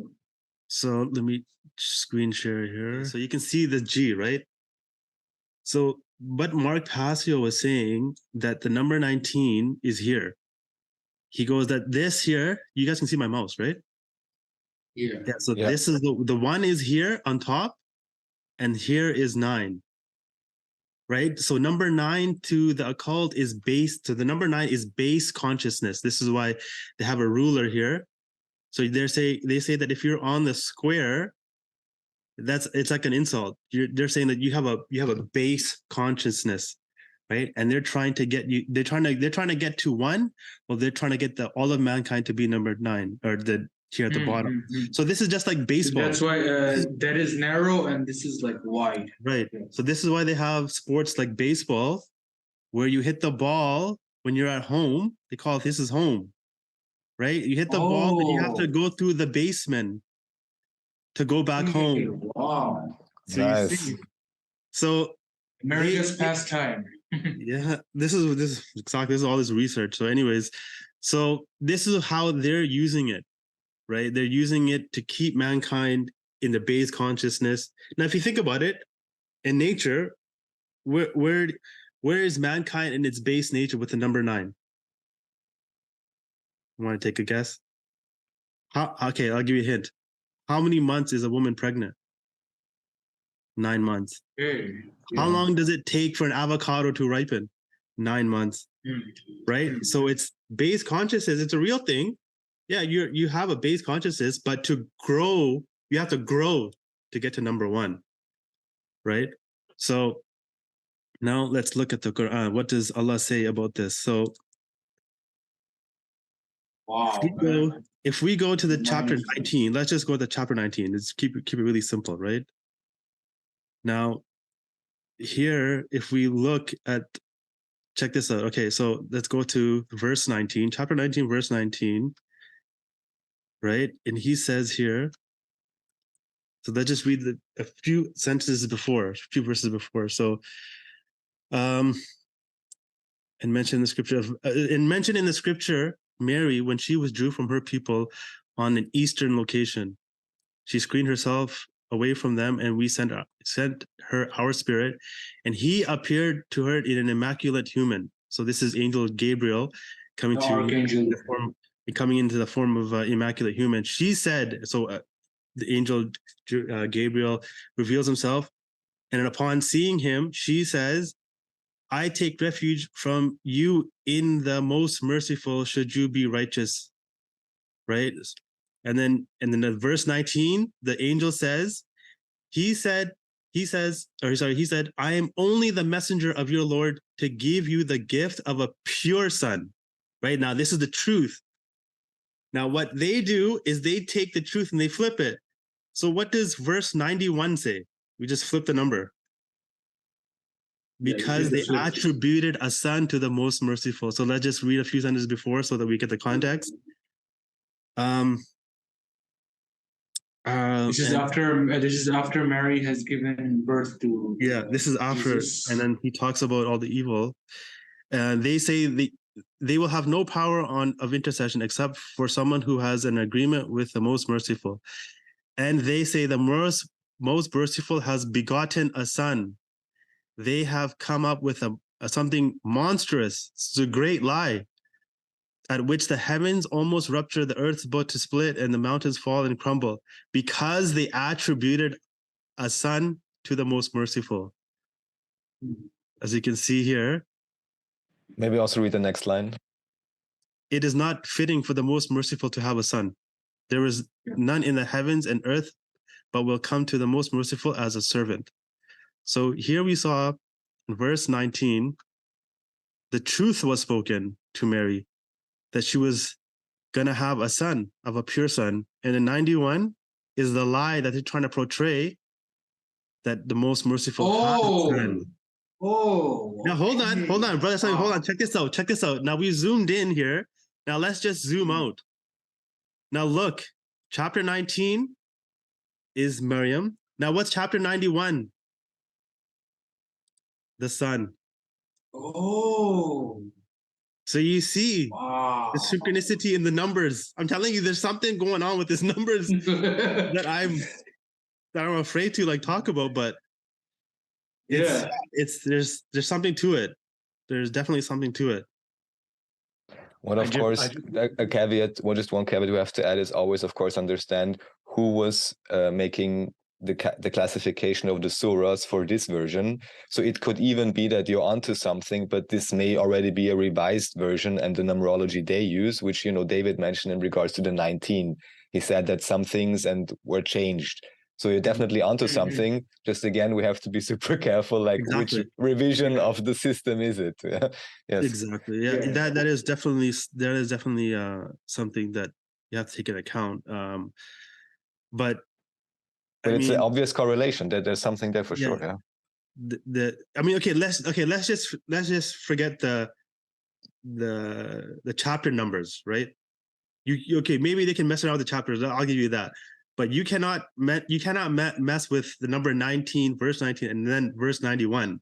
That's something that it's gonna be really hard, because when people memorize it, they'll be like, no, this verse says this, and this verse will say that. So that one would be kind of hard. Because for people watching, we have also made a video of number 13, Surah Rahman video. Maybe people can watch that out. And so just how they flipped, when you flip the numbers, they flipped nature, but then Allah also gives them the message that He knows what they're doing in their way, in their mannerism.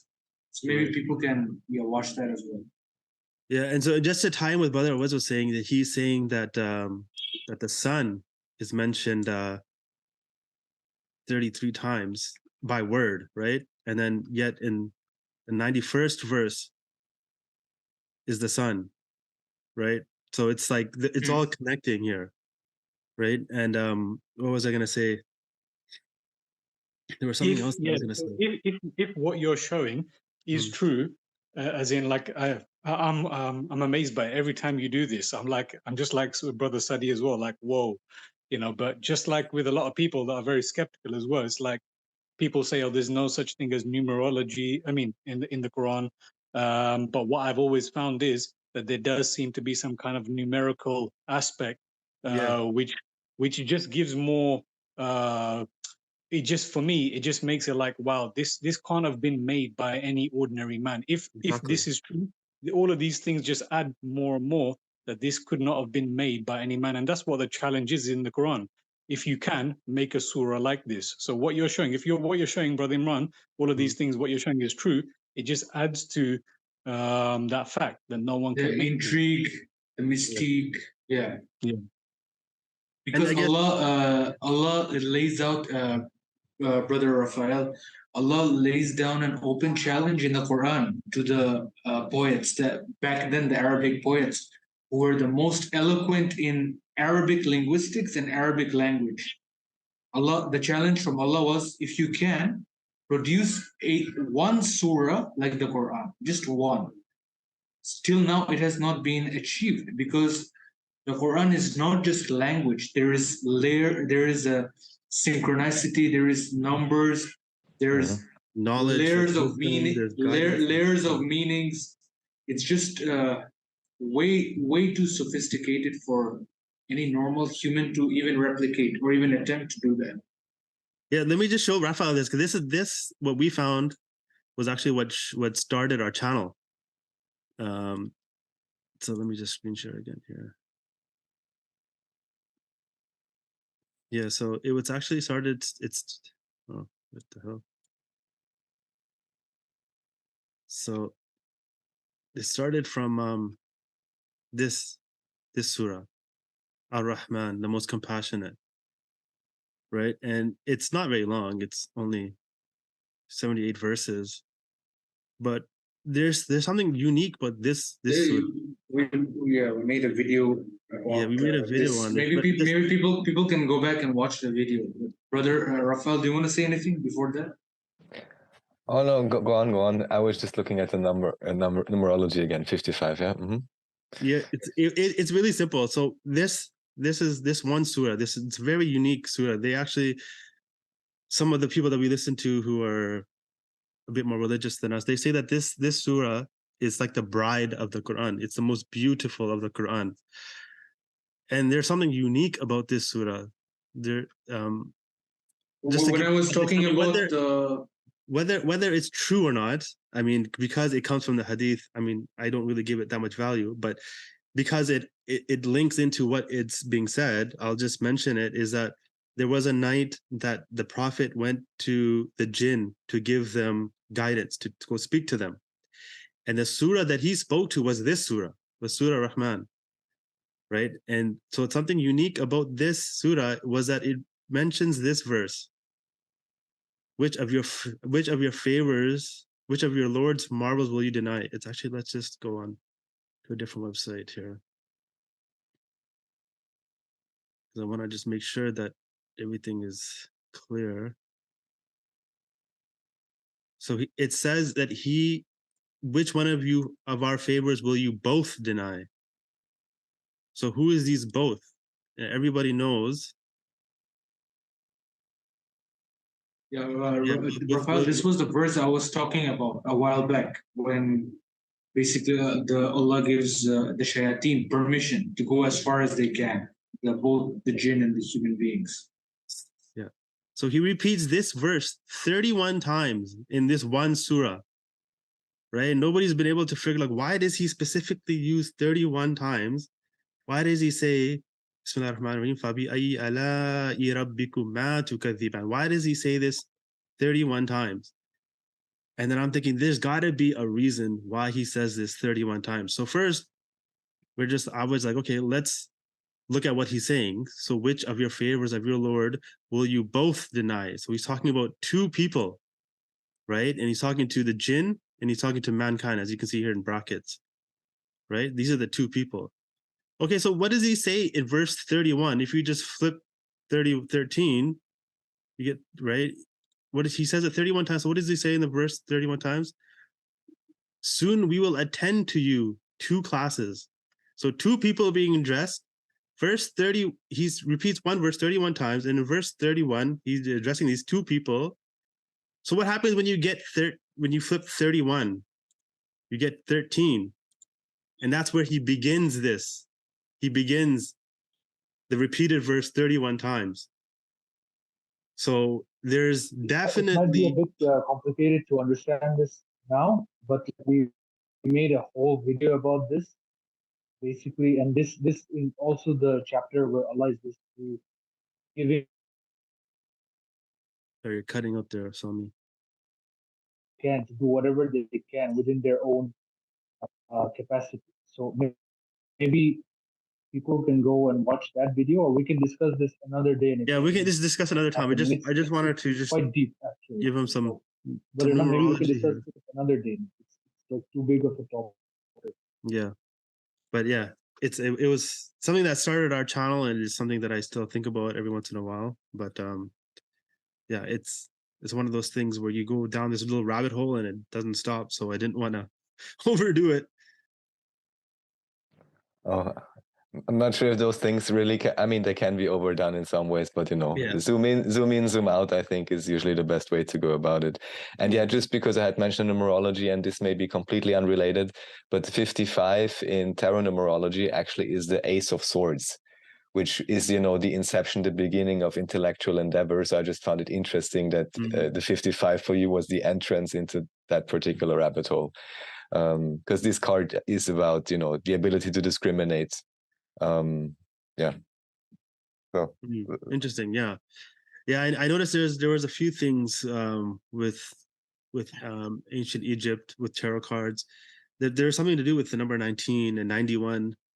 And it seems to go on forever, but when I first understood the number 19, I was like, oh yeah, I think I got a good grasp on it. And then when David came, man, he just blew it out of the water.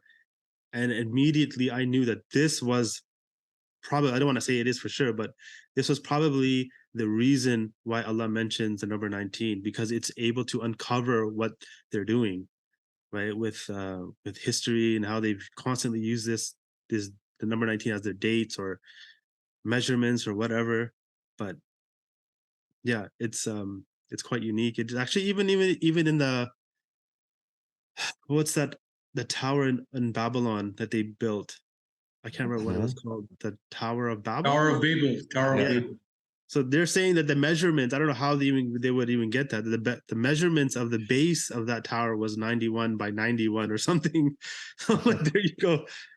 So yeah, they've used it all throughout history, right? And I don't know. I think the last video David mentioned something about the stabbing in France. Right, the riots, yeah. Yeah, they were using the number 19. I'm not sure why they would use it for something like that.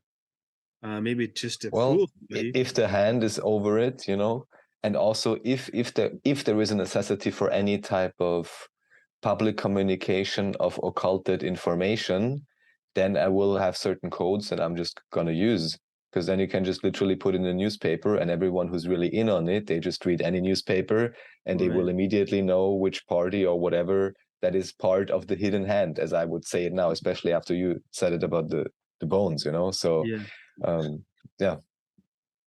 yeah, I guess another way to look at it is that if you create a pattern, then the mind it's easier for the mind to adapt to it, right? Because it's like in nature, you're able to see these little patterns and you're able to connect to the creator.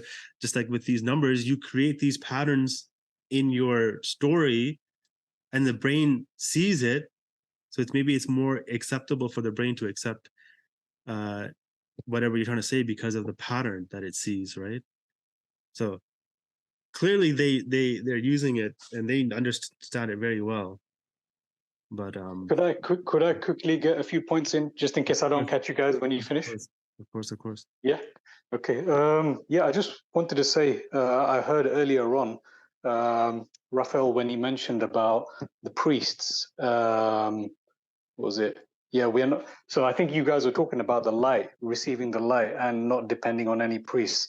I just want to say that was brilliant, that part when you guys were talking about that, because the Quran actually does say that. Again, it's one of those things that have been hidden or obfuscated or looked over, but the Quran actually does emphasize that, at least on one occasion, I think a few occasions, maybe a handful of occasions, about not relying or not turning to the priests. Yeah. So despite what we see as, the mainstream Islam today, that is completely dependent on the priests. Yeah. But whereas the Quran actually speaks about not depending on these priests. And I also like what you mentioned about having compassion for some of these LGBT victims, because just exactly as you said, they've had some serious programming that they have zero idea about, and many of us are victims of programming and being fooled. So we just, I think this entire earth is full of victims of programming. It just depends on which one you've been a victim of. And So yeah, I like this was a brilliant conversation. So yeah, I just want to say thanks because I learned a lot through a lot of your podcasts that you did with David. And if you did not do as many as you did, we wouldn't know as much as we do over the last year. So it's not just doing the podcast with David, but it's the number of them that you did as well. That definitely helped. So yeah, thanks a lot, Raphael, for that. Yeah, it was my pleasure, and also, I need about 100 more myself to really start understanding something. But also, you understand more how David goes about it, why he's only mentioning certain things, because you really have to build on it. Because essentially, you have to build a completely new model of history, and it's understandable that this takes some time until it makes sense, and until you can differentiate. And aside from that, all I can say is, yeah, finally we can start a, how would I say, cross-disciplinary self-help group for victims of programming. Everyone can join. Everyone has something to contribute. Yeah, David said this to me, that he's focused on history, he's not focused on the Quran, whereas with me, I'm focused on the Quran and not so much history. But obviously we need each other's understandings and each other's research. And yeah, I just love how he's focused on that history. And that's what he's saying, that he can't find the history, he can't find the confirmation of the history in these other scriptures, but when he's looking in the Quran, he can find them. He can match the history that is in the Quran with the real history that he's experiencing outside in the world out there. And that's kind of what I'm finding as I'm studying cosmology in the Quran. The true cosmology that I'm studying in the Quran seems to be matching the true cosmology that we are discovering, or it depends on what you've learned. Again, many people are still being deprogrammed. Again, I don't know where people stand on that. But anyway, yeah, the point is, it's about matching what you're finding in scripture with what you're finding in reality. And But yeah, so anyway, I just want to say thanks. And you guys keep doing what you're doing is brilliant.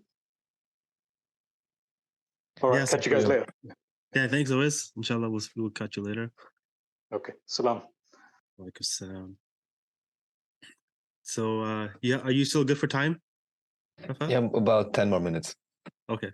So, so I think wrapping this up, I think we should definitely thank Raphael for all he's done, because honestly, I mean, if I wasn't to know about your channel and the work that you've done, who knows where I would have been, man. I mean, I contacted David because of you. This three podcasts that I did with David, even though I didn't say anything because it's so much. But yeah, it's been an honor, and it's been third eye opening, whatever you want to call it. Number 19 opening, going through the number 19 to the 33. And we get the horns and another eye, and the halo maybe too, and some lights, Yeah. So thank you. And in many different ways, I can only say very honestly, well, that's why I'm doing it, because especially with these topics, and as we discussed, these peculiar third, fourth wall breaking reality views, not many people even are willing to contemplate it. And again, it's not about blindly believing it, as just you guys are doing. We're the ones, I guess, searching most fervently for accuracy and for matching, just like you said, nature with scripture and all of that. And then, I mean, I think it's just the most interesting puzzle we have, is to figure all of this out. And it also seems that more understanding of this actually brings about more inner peace and also more compassion, and then outer peace. So that's why, for me, it's 100% worthwhile, whoever can be reached. And of course, I'm particularly thankful that also now scholars of the Quran are participating, because I have no clue, obviously, but I want to know more. And so it's great for me, and I'm pretty sure many people listening also, to learn these perspectives, because not everyone has friends that could explain it to them, and that also maybe would not be prey to the usual programming. Just like if you catch any regular Christian, they will probably not tell you about the esoteric one unity version of Christianity, but about some punishment and whatever else, So I think this is really relevant to have people that are independent and really thought this through, to share about it, so we can also, I'm about to say, rectify the view. I don't know, and I'm not making that claim or proposition. Just seeking the truth. Exactly. Yeah. Just seek the truth and contribute and share in what we are learning, because again, I'm convinced whatever it is, if we come together and share what we understand and what we see, then we can come to a clear picture that will ultimately benefit all of us. So thank you. Rami, you want to say last words? It was amazing talking to you, Raphael, and I think it was a very fruitful conversation for me. Look forward to more. Yeah, look forward to talking about more stuff in the future.